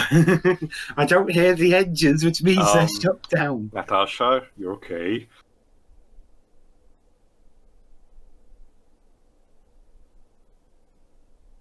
How do we know you're the real Agent Romanoff, though? Why We have wouldn't no it be shapeshifter me? yet at this point, I think. Well, okay, there's Loki, I guess, but he's Yeah, still we in got room. Loki. The last we checked, Loki doesn't know how to work these things.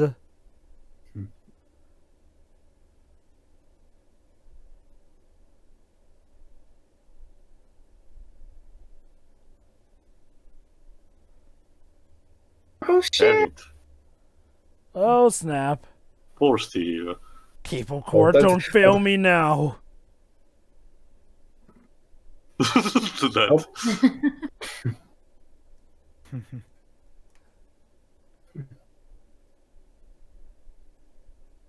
You are the dumbest god I have ever seen. Just wait till the third Thor movie. He'll I find a should- weapon there. And... Oh boy. And I should know. I know your father.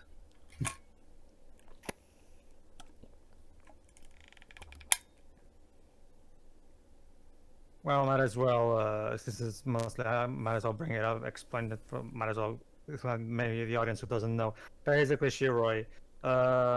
Outside of acting, Gwyneth Paltrow has another job. She has her own store for beauty and health products, and it's all Right. complete bullcrap. It's called Goop, Goop. Because that sounds appealing, but yeah, go on.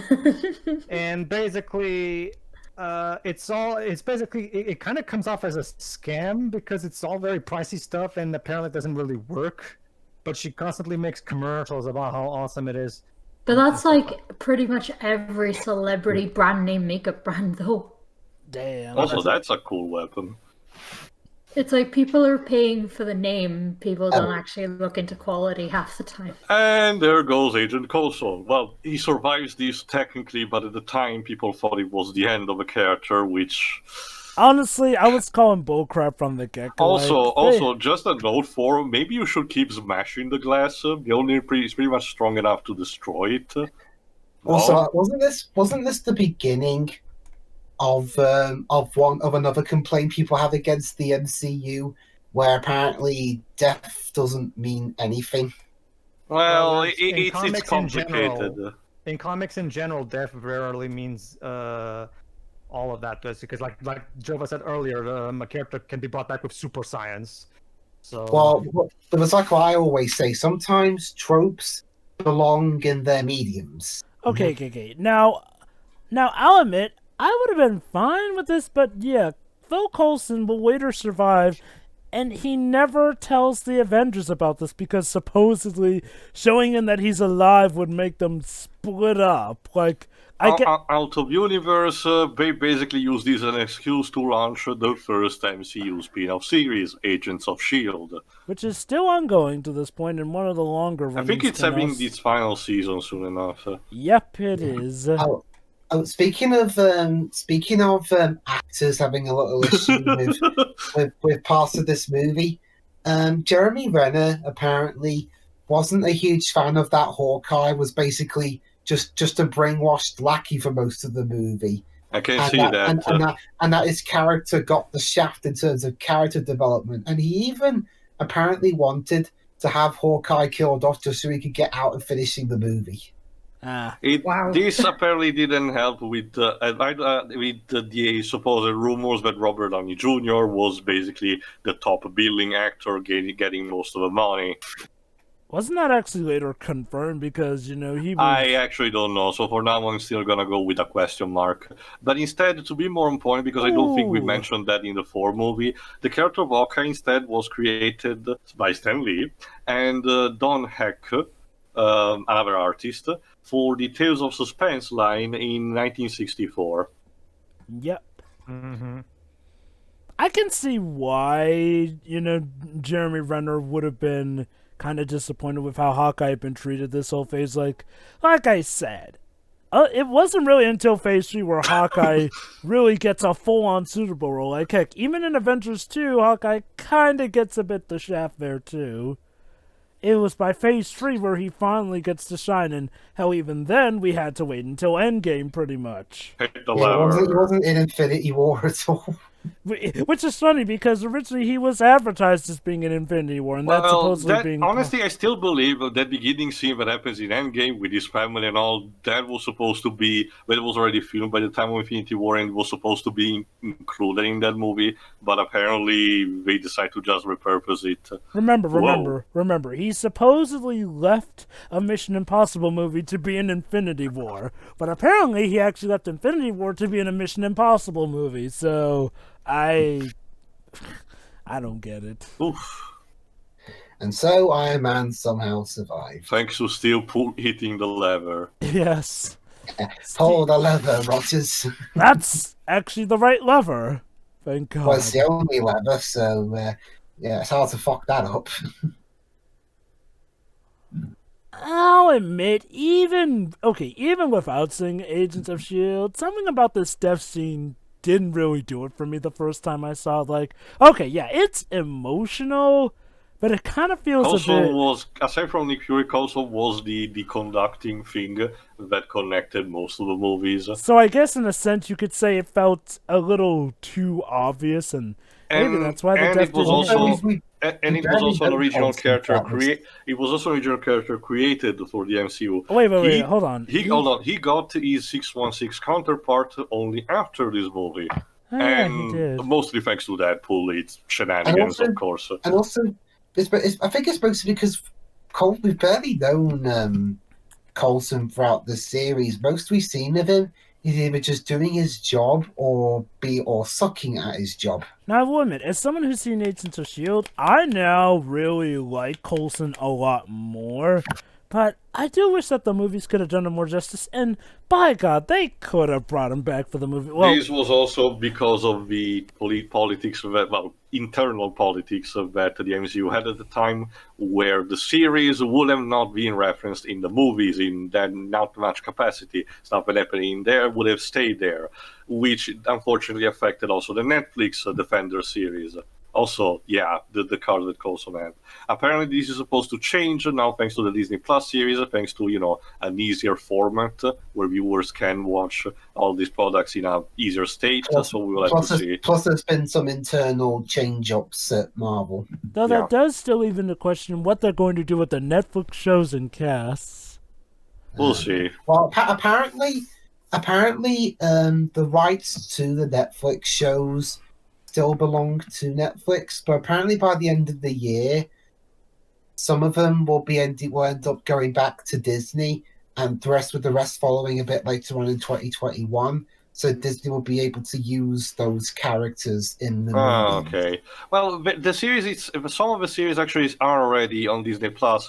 Not necessarily just the Netflix one, but on some of the side stuff like the Runaways, for example. So what you think? It's gone. So what you think that they'll continue Daredevil and Luke Cage S shows on Disney I Plus. don't see why. Maybe in more competent hand, even Iron Fist can be savaged, but that's speculation only. I guess the main thing to wonder is if Disney will allow it, because the Netflix shows are a lot more. Also, there you go. We had also the tagline of the MCU. You know, the thing that there was an idea, and you failed. Also, Fury, shouldn't you be calling it the Carol Initiative? Next, you're gonna tell me that a cat is responsible for your eye. Yeah. All right. Let's. That was ridiculous. Let's focus on 4. Anyway, back to what I was talking about, though. The thing about the Netflix shows is that they're a lot more violent than Disney likes to associate with their main name. Especially Luke Cage and Daredevil, considering what we see in that show. Gotta love that. Gotta love that Mjolnir falls right in the same pose. Well, to be fair, Joe, yes, Luke Cage and Daredevil, and also arguably also Iron Fist are violent. But don't forget that Jessica Jones also deal with our mature themes like sexual assault. Well, that's also, the thing, though. It seems that like cameo. I forgot who he is. Let me check quickly. That's the thing, though. We've seen Disney stuff actually, cover sexual assault, but it seems to be the thing that seems to be the caveat for them is gore. There you go, Harry Dean Stanton as a security guard. I feel like that's a reference to something. Well, no, he's just like, if you remember, he was in stuff like Alien. Let me check some. Are you an alien? Get it? He was an alien. There we go.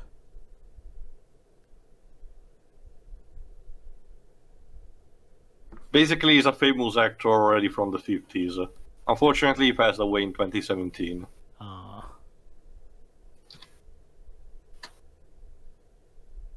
So yeah, time to take him to detox. Also, this filter.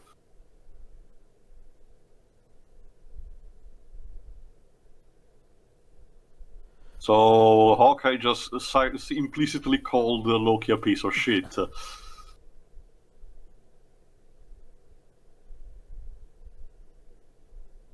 Thank God he didn't use your family as leverage against you. Oh wait, that's right, they weren't invented yet for the MCU.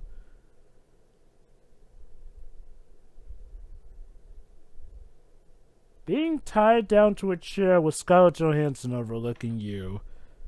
This is somebody's wet dream.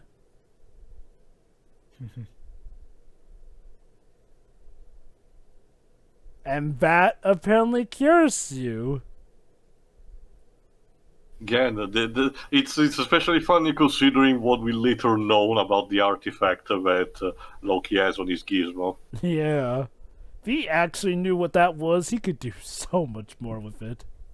Yeah, don't go blaming yourself for that. You were under severe mind control. Basically, poor Kai was worried about how many agents he killed, but Black Widow was like, "No, don't do that. Just don't think about it."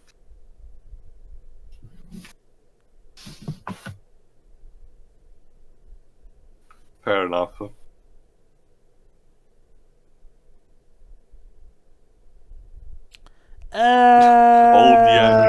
I'm just gonna say this right now, Hawkeye. Get used to disappointment. Not just that, DC is also starting the setup because Hawkeye, as you can imagine, also has a very edgy side. Occasionally in the comics, he pops up with sometimes when someone steals his identity, superior identity, he has his backup, which he calls Ronin, because he's also a weeaboo. It's funny because, Hawkeye at some points has sort of been a villain, like how even Ultimate Marvel vs. Capcom 3 kind of pokes fun at that. When you beat Hawkeye as Iron Man. Mm-hmm.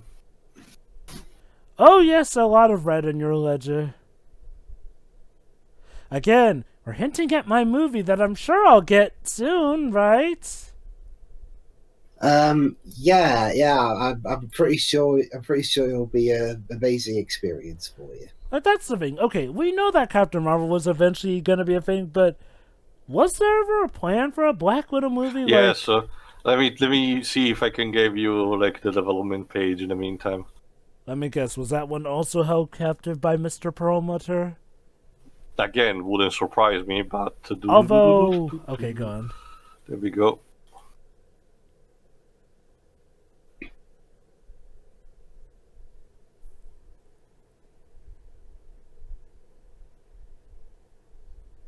Get a room. Yeah, we're not soldiers. That's funny, Mr. Pro-Registration Act. There we go, Jova. Well, here's a fun trivia for you, Jova. Originally, in 2004, Lionsgate acquired the film rights for Black Widow, and David Hayter was supposed to write, with Avi Arad being the producer. Okay.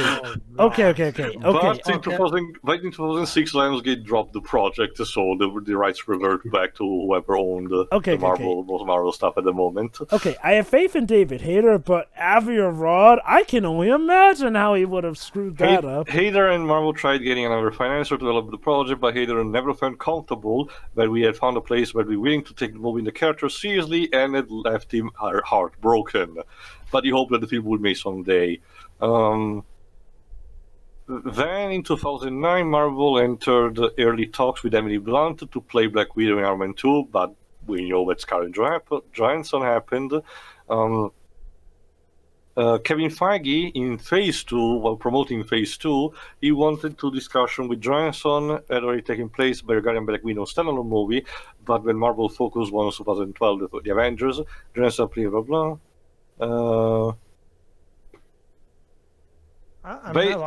Go ahead. Basically, the point is that ever since this movie, Feige had been pushing for a standalone movie, but one thing or another had pushed it back. I mean, I like Emily Blunt, but I'm glad she wasn't picked for this role. I don't think she would have fit very well, to be honest. I think she could have worked for the role, but Scarlett Johansson is just such a better pick.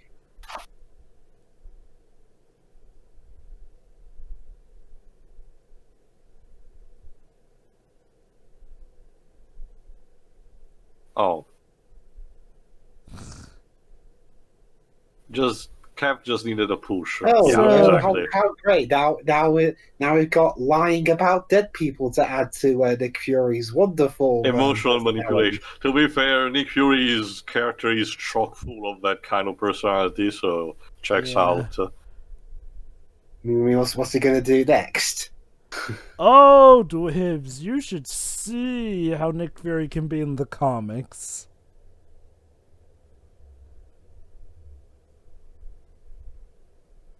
Oh, there's Jarvis.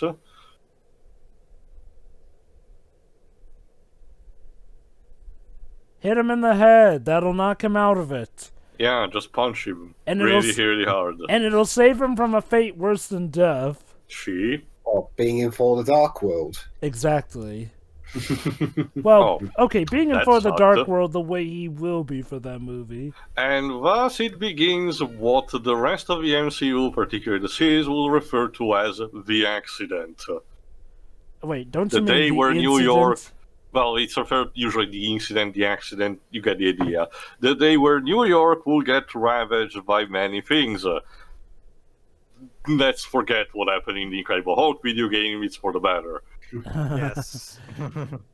Well, that's funny because the beginning of that game was referenced in this movie. Well, that was a deleted scene from the movie, so it's a bit cheating. I wonder, though, in the papers, I wonder if Bruce Banner will talk about how the physics were all out of whack. The taxis were able to destroy buildings.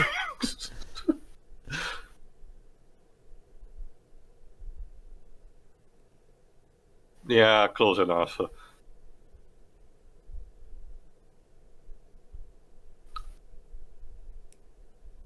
Hey, Empire State Building. It's funny because, as we saw in later movies, Asgardians have an incredibly high resistance to alcohol, so technically Loki could just chug away. I guess it wouldn't be civilized of him. Which is funny because I Sort of. think the We said Mightiest it. Heroes cartoon was still airing at this time. Oh, It yeah. was also the tagline of the Avengers ever since the first issue, the Earth's Mightiest Heroes. Basically, Avengers Earth's Mightiest Heroes is pretty much for the Avengers what Transformers Prime is for Transformers. An overall great show.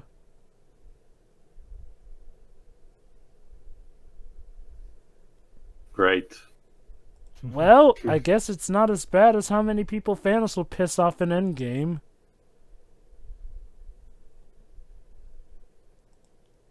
Quotable line. Well, technically... Give it a time, there's probably an episode of What If where that happens. Yeah. You know what'd be funny is if right after that line, he then wins. You know, one thing they could do for the What If Netflix, for the What If Disney Plus show. Yeah. Whoop. Hold on. Oh, right, Whoopsie. you hit him in the wrong spot. Sorry, dude, Oop. but Tony's heart doesn't work quite like most others. Oh! So you're gonna have like so you're gonna say like he's doing his speech, but then Loki kills him mid sentence or something. Probably.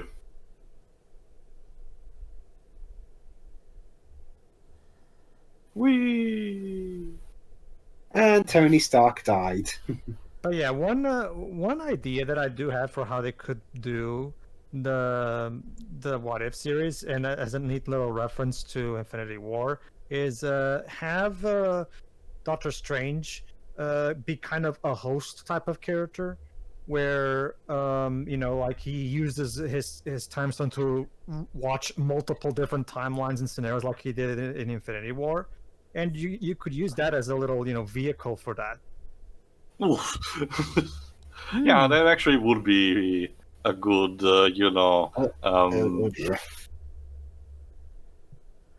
Oh boy, now we get these guys. CGI. This is basically the point where the movie becomes kind of like the action sequences of Bayformers. An Yeah. Independence Day.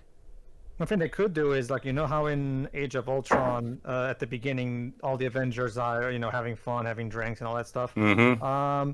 They could do something akin to that, but now with all the new Avengers that have come since then, and maybe we can have one of them bring up, you know what? Have you ever wondered what could? It's a good thing we defeated Loki back in 2012. Could you imagine? And then Steve would be sorry. And then Stephen would be like, "Well, how I can show you what would happen. Want to watch?" And Yeah. then we can start. So they could use that as a little vehicle. So that would be a good idea. I cannot stress how much I'm looking forward to that What If show. Like, seriously, What Ifs have always been one of my favorites. Is it a movie or a TV series that they're doing? Disney Plus One of my series. favorite series.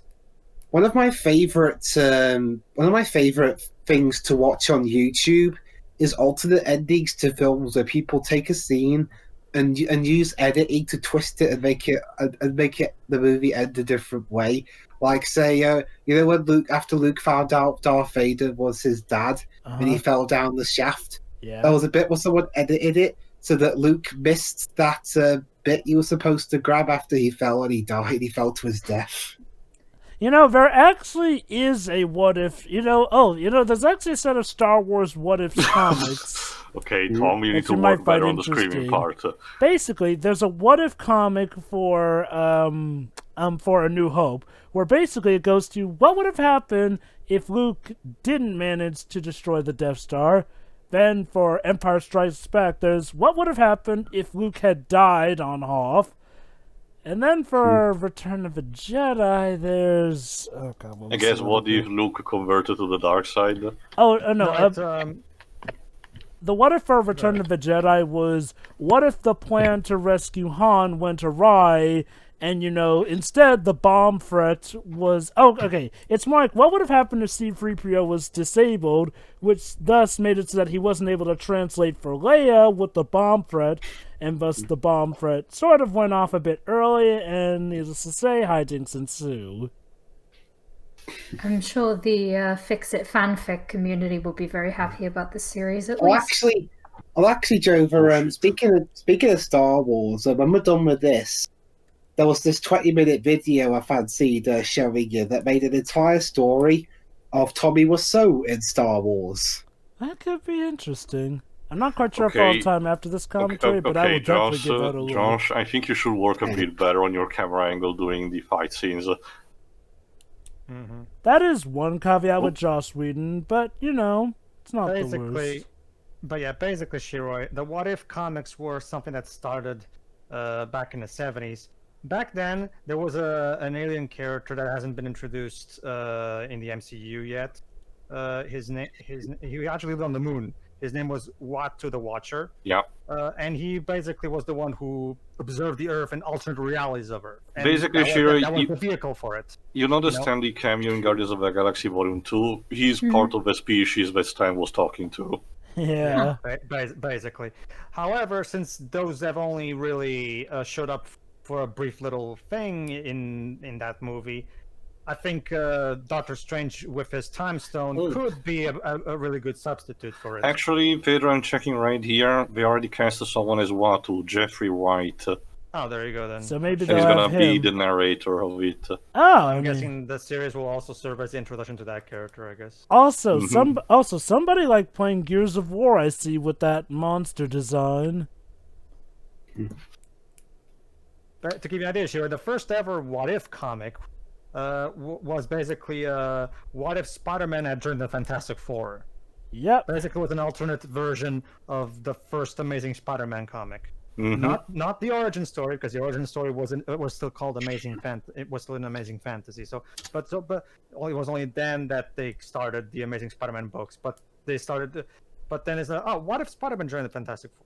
So basically stuff like that. So it's still have they actually confirmed if there's any specific stories that from the comic from the casting, the thing that I know, there may be one where what if T'Challa was Star-Lord. Okay. Neat. Oh. So yeah, thus begins the trauma Congo line for Loki, because he will get pretty much beat up by every hero you see. Well, let's see, he's already gotten beaten by Captain America. He's already gotten beaten by Iron Man, and let's see, he just got beat by Thor, so that just leaves a few more. Well, okay. He got mentally defeated by Black Widow. Here, let me give you some interesting examples of the various What If comics. What if the Avengers had never been? What if the Hulk had the brain of Bruce? But this will actually become an actual in canon in the main series anyway. So this What If would later be rendered. I got an idea for one. What? Go ahead. What if Thor accidentally got banished somewhere else that wasn't Earth? That could be interesting. Like say Odin was so angry that he accidentally set the wrong coordinates and Thor ended up on... look at that! The Avengers are actually helping civilians! By the way, Shira, I think you'll like this one. Here's another one, based on Avengers 4. What if Captain America had not vanished during World War II? AKA, what if he did not get frozen and he would actually be able to make it to that dance with Peggy? So, yeah. Could you imagine how the MCU future would be if Steve wasn't in here to help out and lead the... Also, Joe, someone is watching The Lion King. I know, right? Again, you can just think, like, whenever everything involving Captain America in the MCU is just brilliant. The best handled character in the entire franchise to me. Well, because of this. Yeah, Also, do you know how to deal with this? I think that Cop is a cameo actor. Let me check.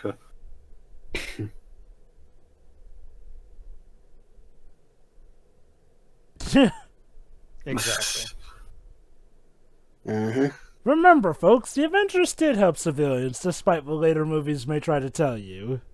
Again, it's the thing that we keep trying to say. See, here's the thing: the people to people who are fans of the Snyderverse, like, see, the big problem is not that Superman and Batman let people get killed. The problem is that they didn't even try to stop people from dying. That's the problem. Well, You know, like, We have an on-and-off switch. It's either people die and we're not even trying, or the city has been evacuated. No questions asked. okay, to his credit, Superman in the Snyderverse actually does try to protect the people. Batman, not so much. Like he did in Man of Steel, Jova. Well, that's the thing, actually. He had to protect those people from getting lasered. That's why he broke Zod's neck. Yeah, so instead of getting lasered, they get crushed by all the buildings he flew through. See the problem. Hold on. This is actually Oh, yeah. Yeah, it's time for the shot. the moment that made everybody cheer in the theater. At least in mine one. Mine as well. Hey, Bruce. Oh, well, time. Hey. I love Bruce's line now. So nothing new. To say the fucking that- least. That's putting it mildly.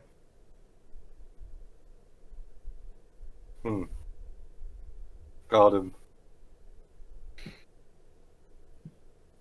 I remember that line stood from the up. trailer.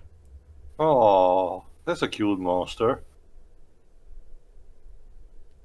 Come on, Black You just Widow. need to think broader, you know, Natasha. Expand your horizons. Speaking of expanding,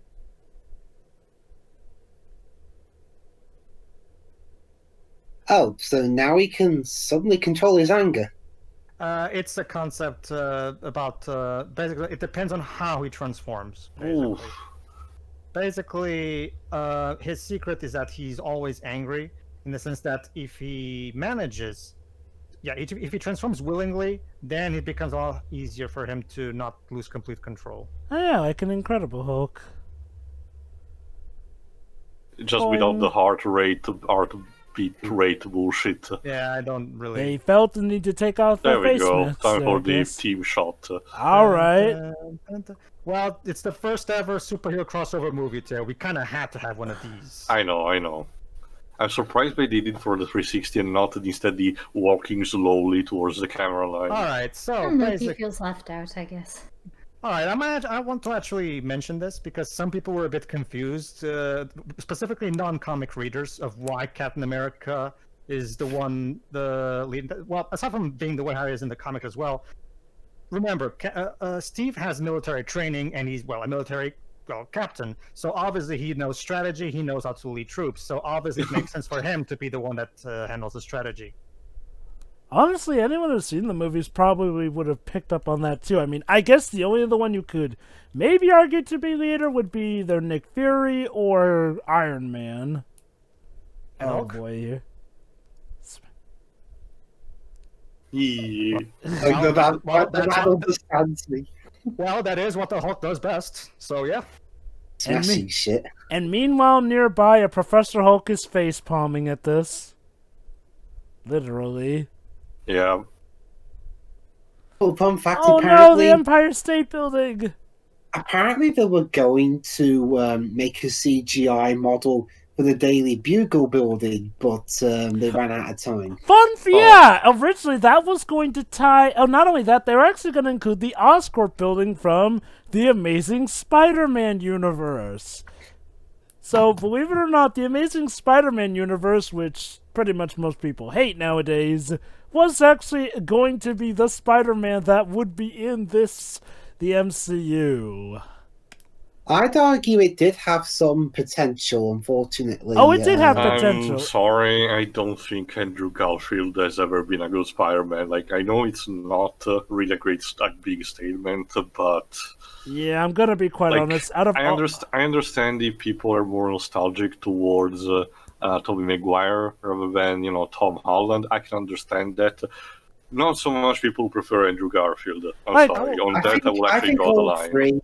I think all three have their strengths and their weaknesses. I will say that. I'm just gonna say Andrew Garfield really did not cut it for me as Peter Parker. Not even really as Spider-Man either. Probably didn't help that they repeated that stupid knives joke so many times. Not just that, over. Jova. They basically decided to use Andrew Garfield for the quality that I hated the most out of Spider-Man. This smug-ass attitude. The big problem is that Andrew Garfield's Peter Parker. It also had to do with the problem with the way he was written as well. To Andrew's credit, he didn't. Oh! He didn't get really that good scripts to work with. To be fair, but the thing is, the big problem is that in the Amazing Spider-Man movies, Peter was not really written as a nerd.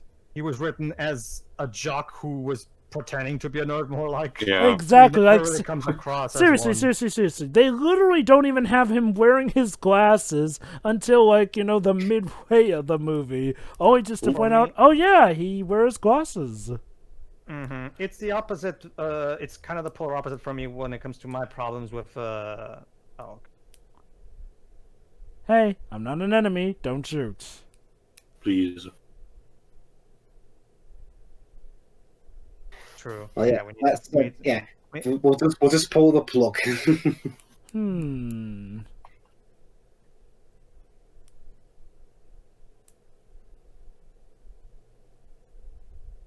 All right. Whee! Yeah, what if There that could be another what if scenario? What if when Black Widow was jumping up from Captain America's shield, there was no enemy plane she could jump onto? She'd probably fall to her death and from the street below and splatter. Or even worse, she gets splattered against this thing and it ends up killing her. Yeah. She was just 1 second off. Don't worry, Steve, I got this. She's using the corpse of a Kitari to steer the wheel. Actually, the Qatar she's riding is still alive, so... Even worse. Great. Yeah, that is worse. That has got to hurt. Pew! Ah, yeah, I the mean, good old if it works, I guess carry on. the good old guys. shield reflector. All right. Basically, Shiroi. Oh, hold on. Oh, wait, here we Yeah, this is go. basically the shot with transition. It's kind of funny because Final Fantasy VII Advent Children actually had a sequence similar to I this. would like to also bring up something, might as well, since we're in the middle of the movie's big action climax. Because back in the day, a lot of people, myself included, were all over the internet, flashing on a lot of the Bayformers movies, because this was still. Oh, going wait, hold at on, I the love time. this moment. Yeah, great. I see we're still Anyway. trying to get a little together. Okay, so you'd think that bump on the head would have snapped him out of it. No, he's still a little cuckoo in the head. Well, his eyes are not glowing anymore. It seems so. Seems like it's fine now. That's the thing, according to For the Dark World, he still is sort of... Sorry, Jove. I usually like to ignore that movie. So. That movie was not a good movie, Joe. It happened. That's part of why I No, don't... It's It Well, God, it happened to you. Well, Jove, you got your head canon, I've got mine, and mine it doesn't exist. Well, unfortunately, it's the movie that introduces the Reality Stone. So Yep. So technically it has to have happened. Otherwise, the Reality Stone doesn't exist. But it would have existed anyway. We don't It's have to okay. go there. No, it's okay. I can just watch that one scene on YouTube, and there you go. Yeah, exactly.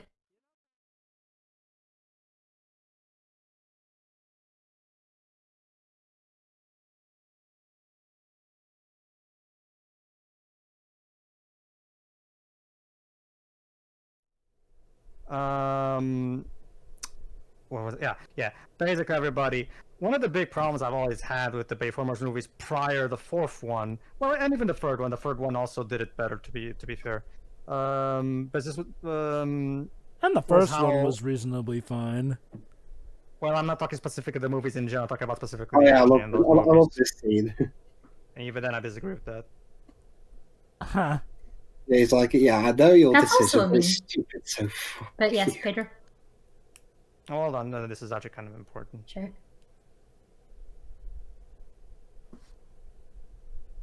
yeah, the council literally wants to nuke New York. You know, I just want to remind everyone that these guys wanted to literally bomb the city, and yet everyone in Civil War Yeah. blames the Avengers later on. yeah, that was one issue with Civil War.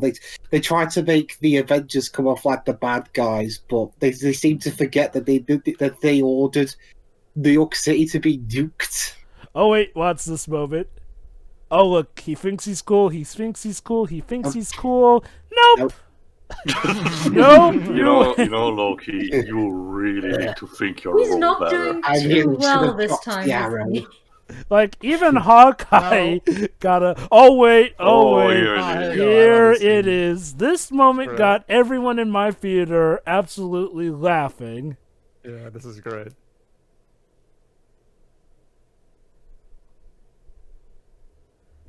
Don't, don't. And Yes, his you spine's will be broken in severely 5 shocked. places. Wait, hold on. I love it. Hold on, here you go. But wait, keep Jeez. listening. Yeah. Oh, I do believe I mean- he broke a few I mean, octaves there. I mean, his body's probably broken in like 60 places, so No, yeah. no, it's just hurting because he's a god. He can't break bones. But well, basically, sure, that puny god remark, that's a reference to a classic line from the comics because a lot of times Hulk, when mentioning humans, will also say puny human or puny man or puny Yeah. whatever. So that's a direct reference to the comic. Or puny banner, yeah. Oh, okay, so yeah, so now Selvig is out of the mind control. Good for him. What? So for this one, it's puny god, yeah. Blah blah blah science. But anyway, yeah. It's mostly because one of the big problems I've always had with the Bayformers movie was how they shoot the action way too close, and because all the bots in those movies look the same color, it's really hard to tell what the fuck is even going on in these scenes. Whereas I back in the day, I pointed at this scene as an example of how it should be done, where you cannot possibly ever mistake any of the Avengers for any of the others, and the action in this movie is actually well shot. I will admit, Not close, not super close, or full of shaky cam or slow mo. when it comes to the whole Bayformers looking the same, I've only really had that issue in Revenge of the Fallen. Everywhere else, they were pretty much easy to tell who was who. Honestly, Jova, I'm not even kidding you. I agree with you there. I swear to Jova, remember that one scene in Revenge of the Fallen where Oh, Megatron's yeah. talking to Starscream. I swear to you, I could not for the life of me tell which one was which. Okay. I could tell which one is which because Megatron's the bigger one and Starscream has this distinguishable voice, but I get what you mean regarding the battle scene. Like, Revenge of the Fallen is... Ugh. Hello. Ow! Well, I Hey, mean- not a scratch on well- him. Well, yeah, I would call it the worst Transformers movie, but then I saw the last night. Oh God, last night. I still prefer Last Night over Revenge of the Fallen, if I'm going to be honest. Well, that's the But thing, at though. least- Last night is the thing that got even the Bayformers fans to go, okay, nope, we're done. That's enough. That's the thing, Jova. It baffles me because there's much less racism, there's much less annoying screaming, and Oh, no. there's at least Anthony There's no Hopkins. child above. Okay, here's the thing. Yeah, that too. What it does with the Transformers is what people hate about that movie the most. Like, yeah, you could talk about, yes, the racism is bad, but at the very least in Revenge of the Fallen, people could say, hey, cool stuff was happening with the Transformers, and that all cool as all heck super form that Optimus Prime gets in the end. Yeah, too bad I couldn't see that. I couldn't see that cool stuff happening because it was too close. Yeah. Anyway, though, the point is that last night, though, that was just bad. Also, it tried to do the whole... Yeah, Nick Fury. I'm pretty sure a handgun's going to take down a jet. It also helped me a lot that Anthony Hopkins was there, classing up the movie for a lot of its runtime, so it did help. The problem with last night is that it tries to pass off Optimus Prime as the bad guy. What's worse, Optimus Prime isn't even in most of the movie. Which is even stupid because technically the fourth movie kind of did something like that, even did it better. So... Well, okay. To be fair, yes, he's under mind control, so any indication that Optimus Prime was really going to turn evil was BS itself. Well, no, I'm talking about the stuff that's in 4. He was kind of, no. kind of mad at mankind. I get that. Got over it. I get that. What I'm talking about is how they tried to supposedly make him bad in the 5th one. It's like, well, it's like the 5th one. I think the reason people hate that the most is like, well, at least you could say that there was a decent enough stuff with the Transformers, but in the 5th one, they managed to ruin even the stuff with the Transformers. Like, that's what got people to say, call it quits. Like, even Peter Cullen, who for the most part was quiet about stuff at worst and actually did enjoy being back as Optimus Prime for the most part, even he did not like last night. And hey, out of it, we got Bumblebee, which is a pretty good movie. Well, yeah. Okay. How are they talking to each other without earpieces? Imagination. I mean, Tony has one. I don't know about the rest. I guess they're using the power of imagination. Or maybe or maybe they forgot to buy/make earpiece props and just So went yeah, with it. Tony's solution is to put the nuke inside the fucking portal. Like, Well, the tail. Do you have any better ideas? Turn their attack back at them. do what Batman did 1 year before, engage autopilot and let it detonate in the ocean. Honestly, in this particular situation, it's the best course of action, if you ask me. So, what else would he do? Could he possibly do? I'm still that fucking screen. I'm still surprised that we haven't done any major. Yeah, there's another thing I'd like to bring up. While it is true that Gwyneth Paltrow was put in here because of Robert, I actually agree with Robert in this decision. Again, this is the big difference because Robert here was right on the money because it helps make this scene a lot more emotionally engaging by showing Pepper's reaction. So yeah, I am glad they did listen to Robert. This was actually unlike Edward. Robert actually was good at the right call. So let's see what Stark sees on the other side. Yeah, that would be another what if scenario. Like what if New York got nuked? Well, Dubs, let me see if there was one.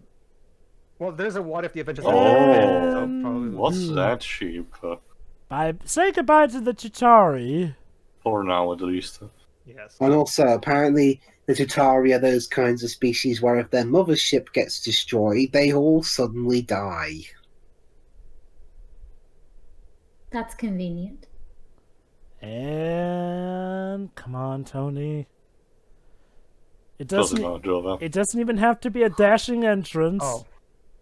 Here's one you'll appreciate since you're a Doctor Strange fan.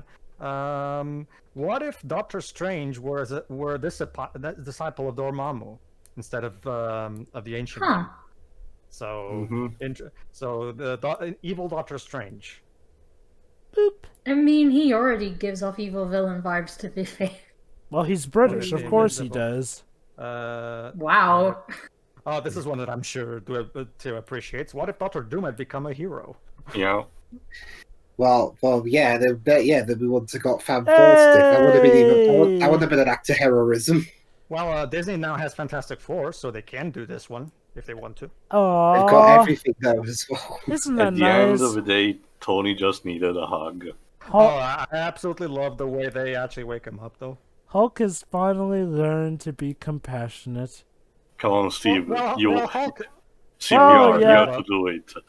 Well, technically, Hulk is always compassionate. He just doesn't like when people bother him. He was not always compassionate, to be fair. That was something Banner had to teach him. Okay, yeah. In his debut, he wasn't. But we're talking about contemporary Hulk, not original Grey Hulk. Well, that's the thing. Even contemporary Hulk sort of had to learn that, too, from Banner. It mostly stems from the...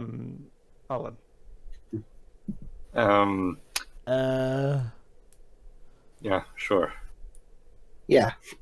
Hmm. You didn't answer the question. We'll leave it that way. It's more fun that way. And this part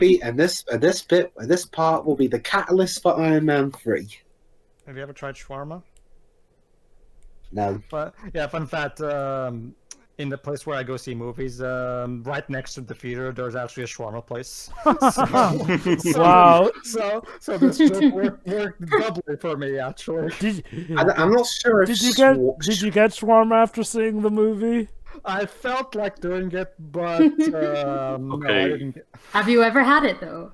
I had. It's just that I didn't do it. I guess I didn't. Hey, Loki. Apparently there is a shawarma here in the UK, but the nearest one to me is in West Bromwich.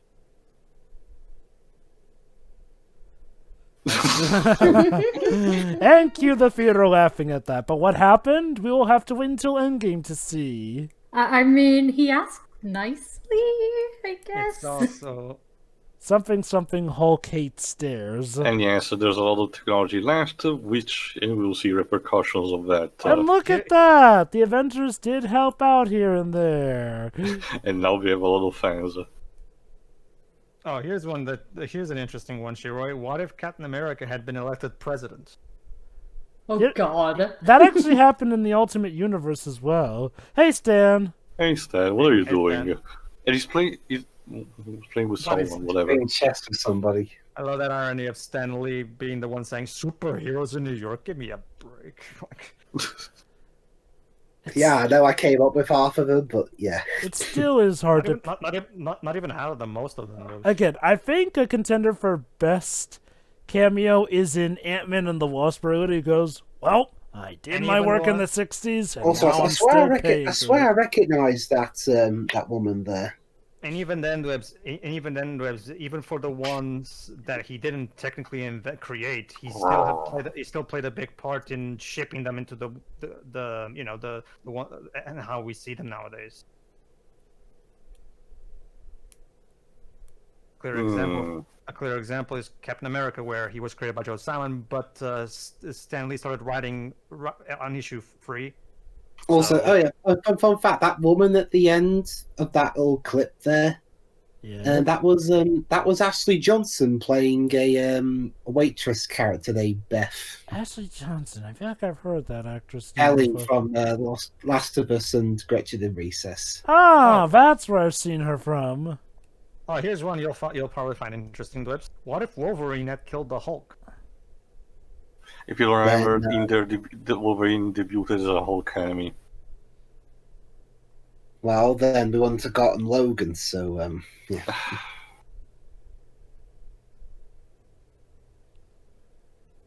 Hey Avengers, enjoy Yeah. your future. And It's that's gonna gonna be be Gonna great. be great. And by the way, I never want to speak to any of you again. You tried to nuke a whole city, so Don't worry, Nick you'll Fury's be... like never ask me for anything ever again. Oh, don't worry, we'll be back for Captain America 2 Winter Soldier.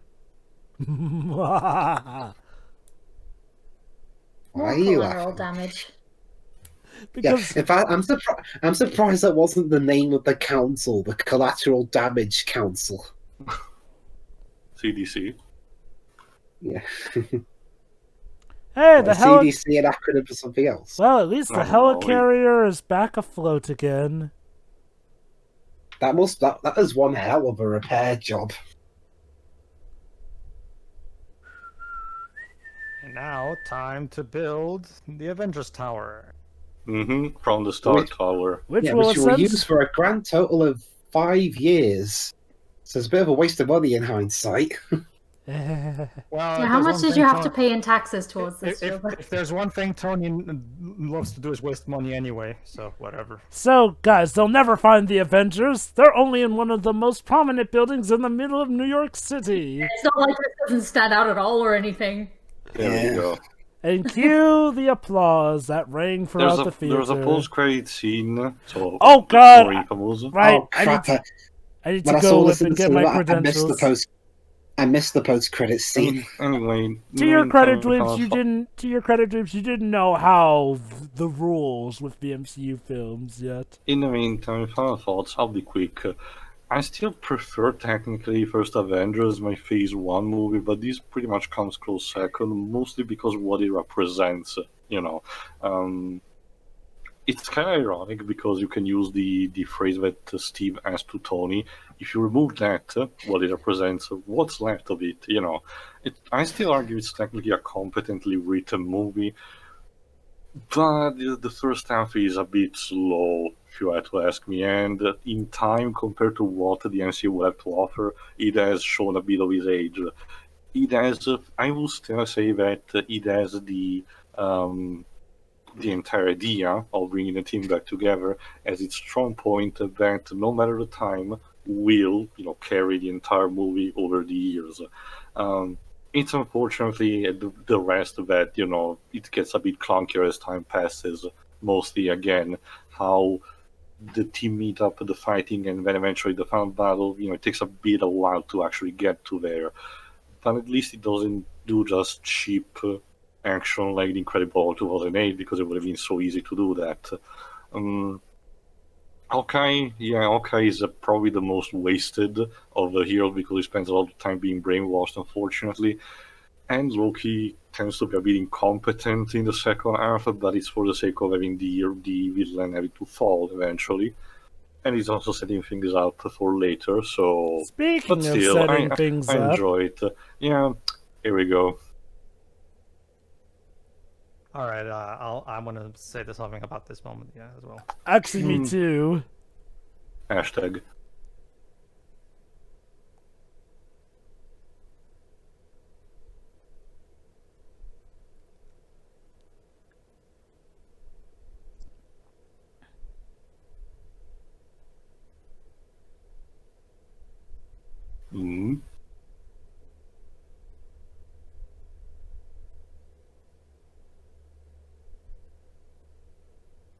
If only. Hey, Damien Portier. Joe, Yeah, I'm sure I'm sure it's not he'll one make it. important. I'm sure he'll make a great. I'm sure he'll make a big Already, impact huh? in the role he will definitely be playing in the future movies. But yeah, Yes. also that line is a bit harsher in hindsight, considering the direction that Infinity War actually took instead. Okay, basically, as you can probably guess, now that you have hindsight behind you, Shiro and Webs, most comic book geeks after watching this scene immediately rather with, "Oh my shit! Oh my god! They're doing Infinity Gauntlet! They're doing Infinity Gauntlet! They're doing Infinity Gauntlet!" So there you go. I'll And now you admit, when understand I why. first saw that, I didn't know who that was because, while a comic book fan, I didn't know the big guy's name yet. Still, Joe, but the fact that they teased the line for Infinity Gauntlet Oh! and then Well, changed but it. he's not Thanos, guys. He's man #1. Yes, of course. They definitely Well, kept Remember, it. they didn't want to spoil his name yet, but Yeah. Imagine if he called himself that in the movies. That would ruin the impact. Ugh, you killed half of my people. Just who are you? I am man #1. well, remember that the There's entire a joke I point of could this, make, but I'm gonna refrain. the entire Anyway. point of this was for that the joke for only the comic fans will get. Go ahead. Anyway, I'm pretty much done. It's fine, but I prefer still First Avenger. Next. I'll and, go and, sorry, next. and as for an Avenger movie, guilty pleasure it may be, I prefer Age of Ultron. Sorry. Next. I actually like that one. Oh, go, It's fine, but it's not. We'll as get good to as that the when we get to it, Waves. Next. anyway, Shiroi, why don't you go next?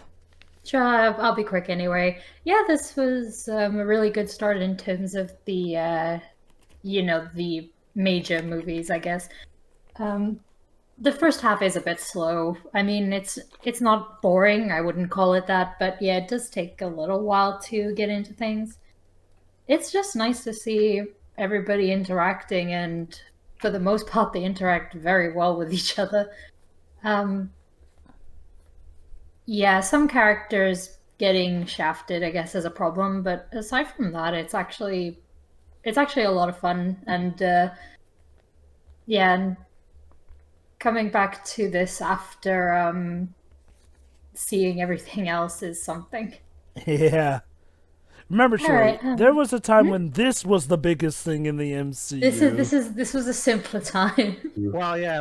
Well, that's the main reason why the plot of this movie plays it safe. Because remember, if this was the big deal, if this movie ended up sucking and people hated it, then the entirety of Kevin's plan would fall into pieces. So they absolutely needed to get this one right. Otherwise, it would have all been for naught. So they couldn't take too many risks. It was just too much. There was just that would have been the biggest risk, to immediately go for the Infinity War scale. That wouldn't have worked well for them. They needed to make sure this was a good, solid movie that people would love, and try to, again, it just needed to work. It needed to. If it didn't, They also needed to get everyone attached to the characters, of course. well, I would argue the movies before this one already did that. It's just that, again, this. Yeah, but we had movie- more since then, so. Yeah, it's just that this movie absolutely needed to work. If it sucked, Yeah, the MCU probably. I doubt it. Falling apart around everybody. I doubt that it would have died out, but it would have been a very embarrassing misstep. Although, okay, to be fair, let's be honest. This movie did have a lot of favor in that it was literally the first ever, live-action superhero team-up. So even if somehow it turned out to be lame, the very fact that these heroes were together kinda did give it, a boost. Well, whenever there's the first ever thing of something, more often than not, that thing does have that caveat in its favor. Also, to back up what Jova is saying, it wouldn't have even have failed in terms of the general audience, because I saw a lot of people who, weren't comic book fans at all, but were just really curious about all of these different superheroes being in the same movie. There was that excitement from people who had no clue even. So I think it would have taken, some effort for this movie to fail. Well, I know that. I'm aware that there were people who, like Dwebs even, who even enjoyed the movie without even watching the preview. That's not what I'm arguing. What I'm arguing is that if this movie turned out to be as bad as something like Batman v Superman, then the MCU would have been in serious trouble. Well, again. It's like I say, this the budget yet? no, we haven't. I don't think we have. I will check, There's- but I'm talking sorry? in terms of quality, not so much in terms of budget, but sure. Oh, Well, I mean the box office. on a budget of let me- $220 million, it made $1.519 billion. Wow, Damn. that's a profit. So yeah, needless to say, but that's it. Even if this movie was supposedly as bad as Batman v Superman, it would have still had the novelty of it being the first ever live-action superhero team-up along with it here and there. Like, I'm pretty sure that even if, the critics didn't like this movie would have still made enough and have been enough for MCU to still coast on that. Now, they would have had more... Now, what would have changed was that they would have had more incentive to definitely do better later on, though. Like, that's just one of the things, though. It's like, whenever something is the first of its trade, it does tend to give a bit of leeway to it. Now, granted, I'm not saying that this movie coasted on that. No, it still turned out to be good. Just that, this movie had that advantage of being the first ever time. Like, honestly... Yeah. I don't know. Well, that's the thing. Like, well... Alright, here we go. Oh, boy. Yeah, that's right, the other post-credits bit. This is genuine, by the way. Yep. And by the way, you might be wondering why Chris Evans is posing like that. That's because this scene was shot later, and he now has grown a beard since then. So they had to shoot like that so that he wouldn't be able to see his beard. So there you go. So there you go. This movie also handled the whole mustache thing better. The better the Justice League, which Joss Whedon also kind of directed. You have to Okay, wonder... I think yeah, there you go. The beat is over. Like, that there says it right now, that the ending shot is basically the heroes enjoying sandwiches, and that, in and of itself, is awesome enough to maintain. Anyway, your final thoughts continue, Chiroy, or did you pretty much get them all? I think she's burned. Yeah, Oh. I guess. I guess well, I'll think she go. finished, though. Good. Alright, Can I go next? sure, go on. Alright, yeah, I do enjoy this movie on the whole. It's the more... Out of all the MCU Phase 1 movies, this one's the simplest one to follow. We got a bad guy, he's got his evil army. We have to defeat him while also making sure we don't end up killing each other in the process. Yeah. Whether it be by being beheaded by some guy's giant hammer, or being talked to death by a arsehole billionaire.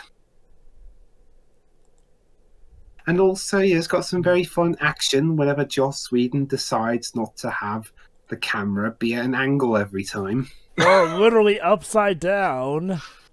Mm-hmm. Yeah, well, I think because this was the first time he directed a giant budget motion picture. I think he got a bit carried away with some of those shots. And I really enjoy the music, which is a rarity for me for an MCU film, because we've already talked about how unmemorable 98% of Marvel MCU scores are. I like the Guardians of the Galaxy scores. Although, aren't those more so, pop songs?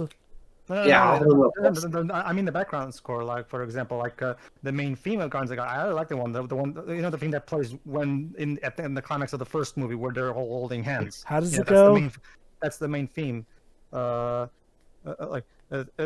can't. It's such been a while, so I can't. But I do enjoy that theme every time I hear it.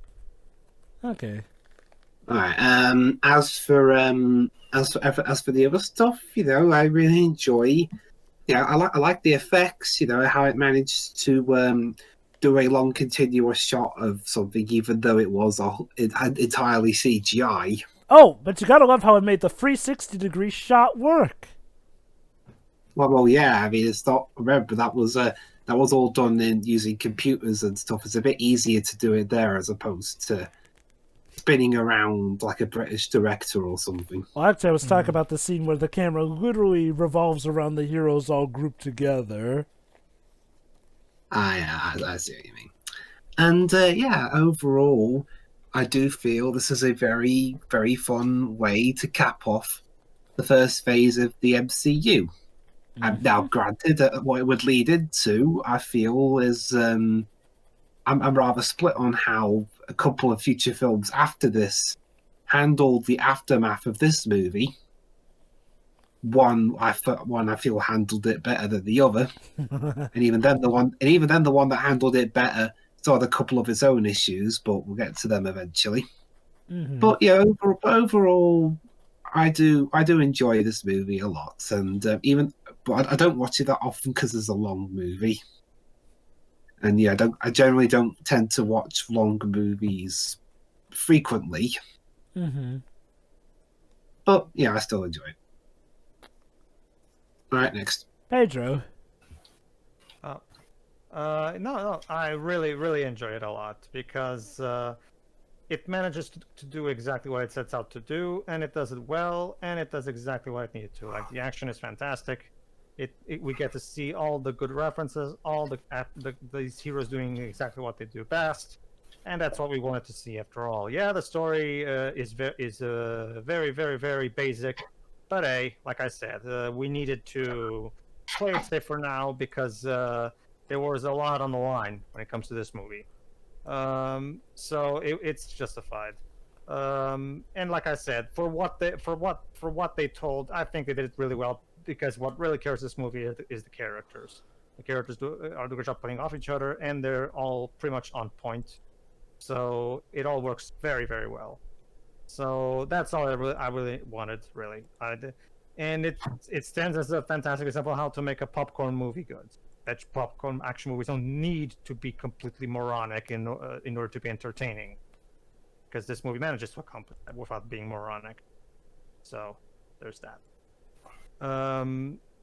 Aside from that, no, I don't really have much more to say. I'm glad it turned out well because it allowed for more stuff. So that's about it. Java. All right then. What can I say? Well, first of all, I look very dashing in that thumbnail. But yes, aside from that though, this movie, I have quite a bit of history with this movie.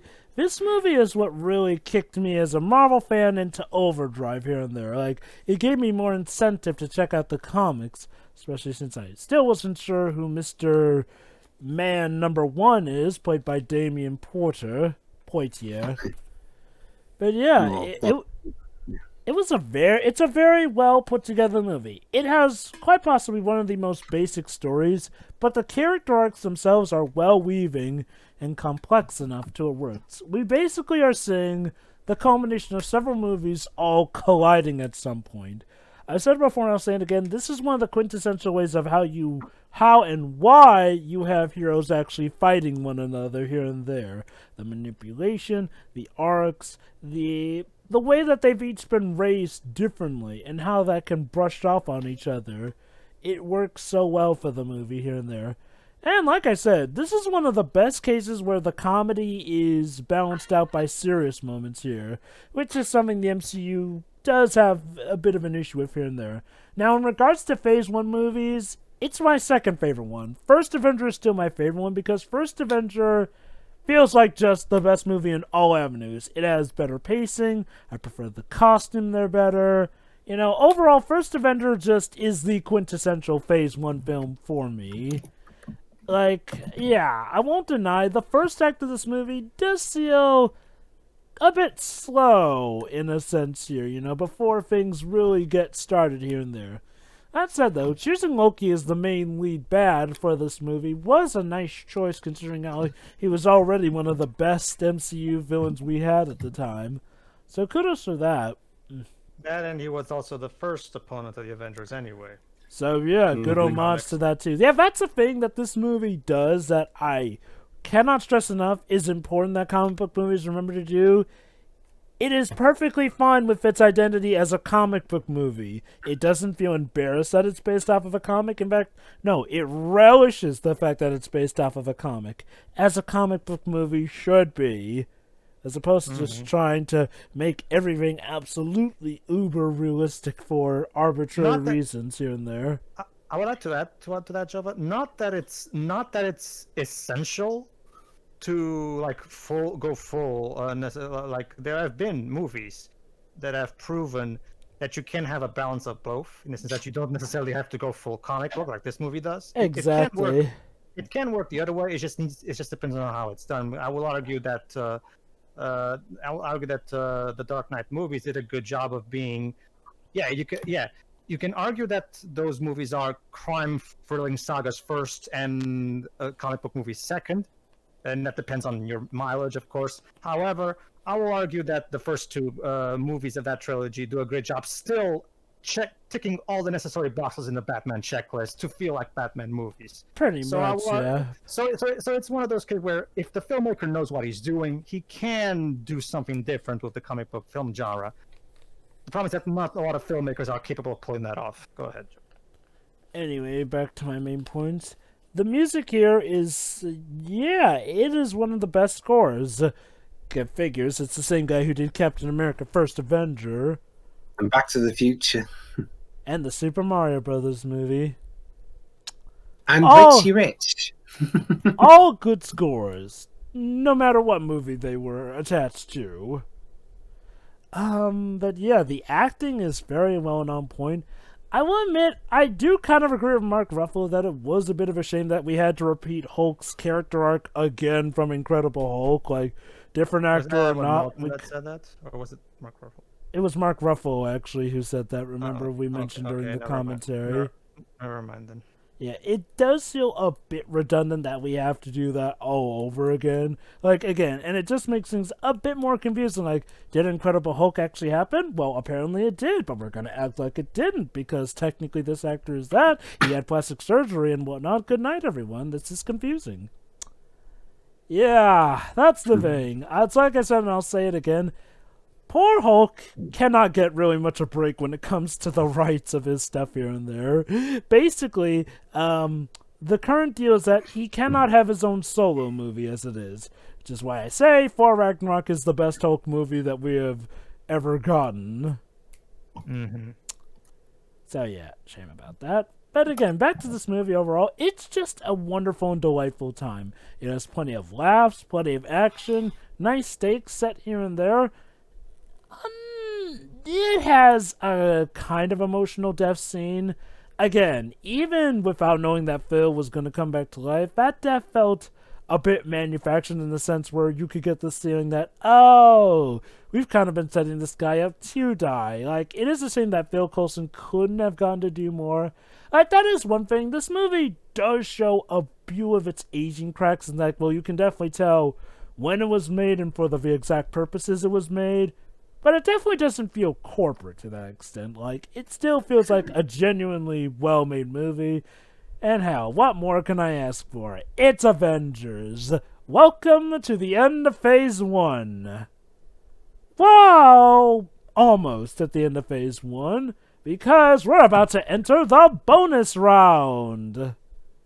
Here it is, Item 47. Well, you'd be forgiven if you didn't know about it. Short. about what happens in the aftermath of Marvel and, well, of Marvel's Phase 1, The Avengers, and kind of hints at stuff to come. Mainly stuff from Agents of S.H.I.E.L.D., Yeah, ironically. it was basically a prototype for what will be, like I mentioned, the first of the first major spin-off series, Agents of Shield. Alright then, T.O., fill in the audience on how to start and where.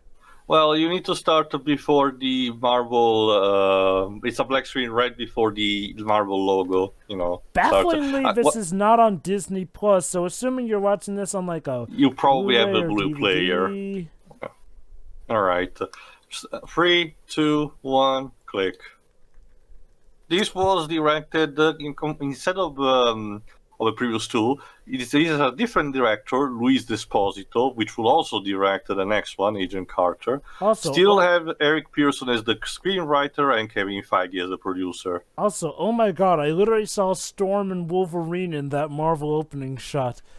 Technically speaking, they can in that kind of sense, but it was still the Marvel logo that we use for everything, including Marvel vs. Capcom, for example. Anyway, these are Lizzie Kaplan and Jesse Bradford playing these two doofus. I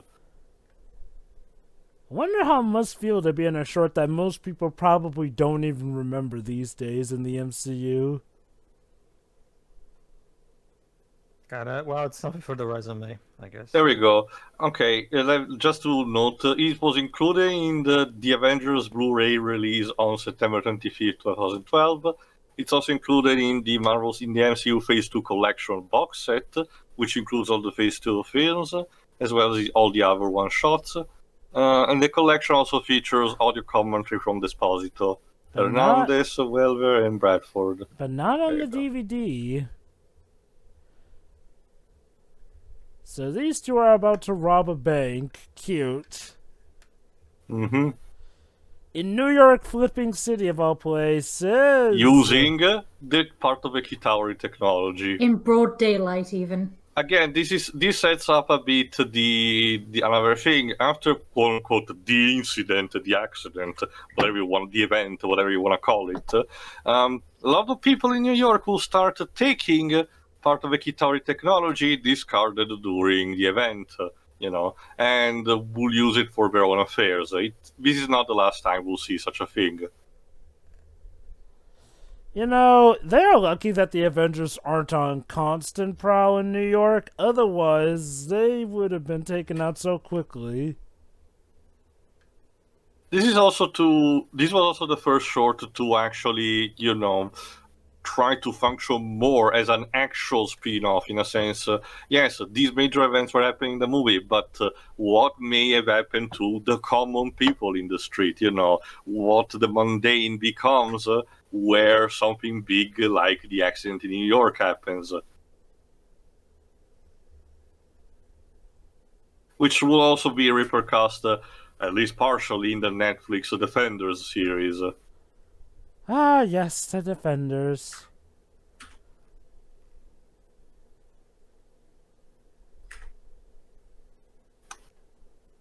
But yeah, that has caught the attention of S.H.I.E.L.D.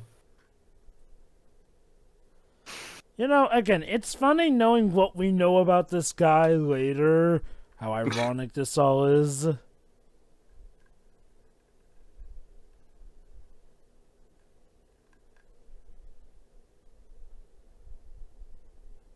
Okay.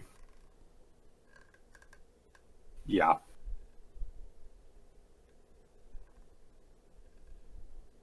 Gee, if only there was a secret level where it turns out we all secretly know he's alive.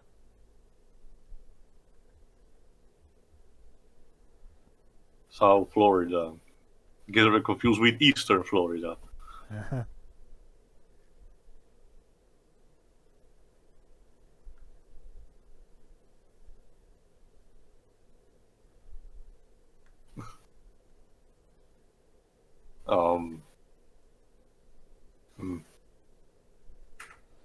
Now we can run away, baby, to the hills asunder. It was literally the one last job. But little did they know that everything was about to go up in smoke. Don't you mean dust? Oh, too soon. Of course. Okay. Why people in motel decide to use their rooms to bust up the volume or whatever they're listening? Like, Because it's Because one people are assholes. I really don't get this particular cliche. I get it, renting just to have sex, quick sex, if you want, with a loud one. But instead, listening to loud. Whoop. Oh, It there you was go. a trap. Oh.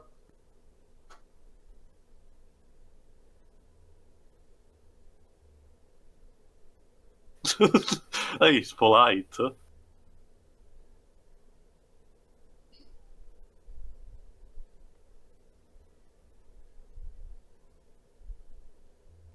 Shit.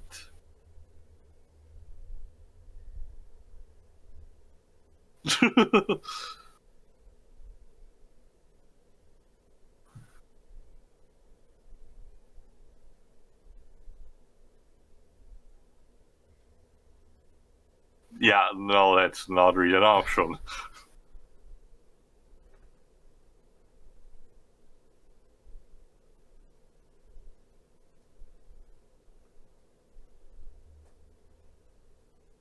Wait, so is this what Danny from The Room grew up to be? A thief in the MCU. I'm trying to wonder if that's a step up or down from his life in The Room. I don't know. I don't know, Joe. Teleport behind you. I don't know, Joe. I've always imagined Danny ended up becoming a porn star. Really? Oh shit, it broke. I mean, think about it. He has the perfect set of characteristics to be one. So everyone the- not the money. The money literally got blown up. That is some grade A karma. The So nobody composition, wins. the composition, by the way, is done by Christopher Lennertz. Let me see what he did.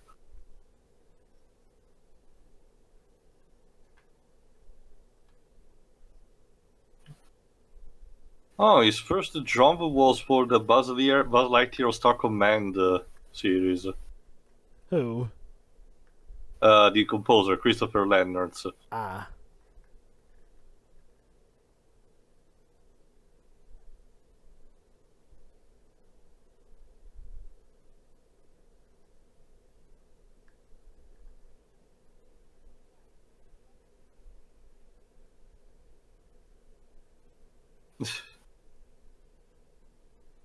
Oh.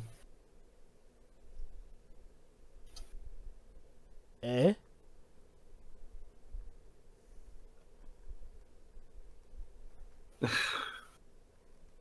Fun.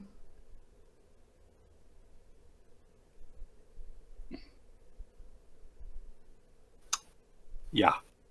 Promoted to agents.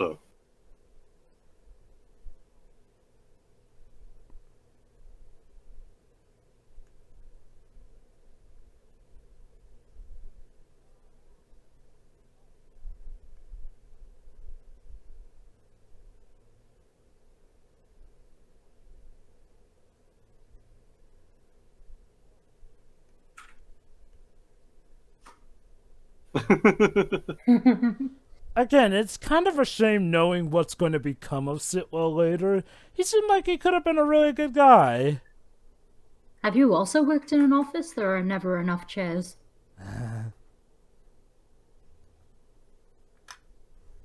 Well, That was cute. and that's it.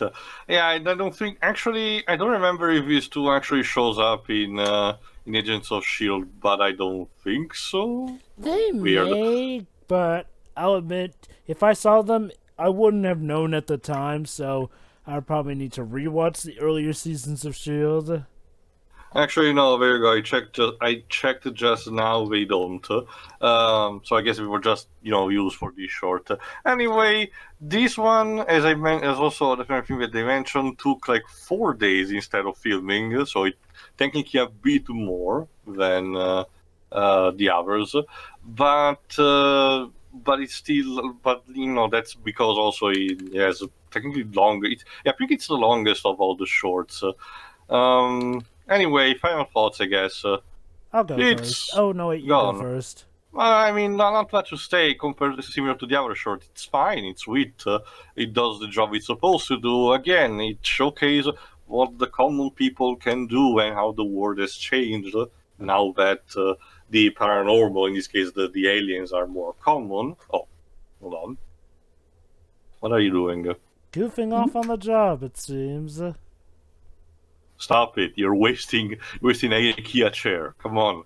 Oh god, an IKEA chair. You'd think they'd be able to afford more than that, but they're probably just using IKEA stuff. I've been using IKEA chairs for all my life. I never regret it. Shut up. Wow, that's the first I've heard of somebody who's used an IKEA product. Well, I don't know. It works in other countries. The point being, again, short and sweet. It showcased the changes that are happening now to MCU, and now the first Avengers movie is as sort of a catalyst, just like the first Iron Man movie was, you know. And the fact that Shield is not just a ruthless agency that kills every criminal.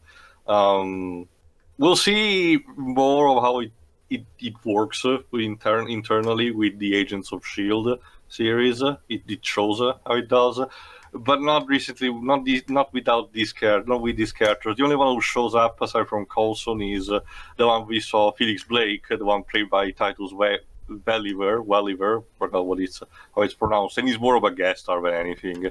So there's that. But yeah, that's it. Next. Yeah, it's a nice short.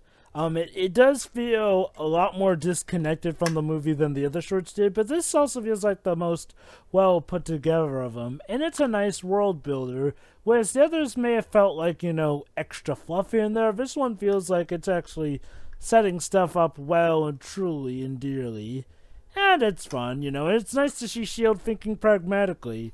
Hey, we could arrest these incredibly too smart of individuals, or we could hire them and help our industry. Bam. So yeah, overall, good short. Next. For me, it's just like it works just fine. It's a perfectly serviceable, amusing short in and by itself. The only real disappointment is that it doesn't really seem to connect to anything else. Not even the Agents of Shield series, as Theo just confirmed, really. So I don't know. I just wish there would be a bit more connectedness to the universe at large, because, like Jova said, of all the shorts we've seen so far, this one seems to be the most pointless in the grand scheme of things. Really, it's amusing in by itself.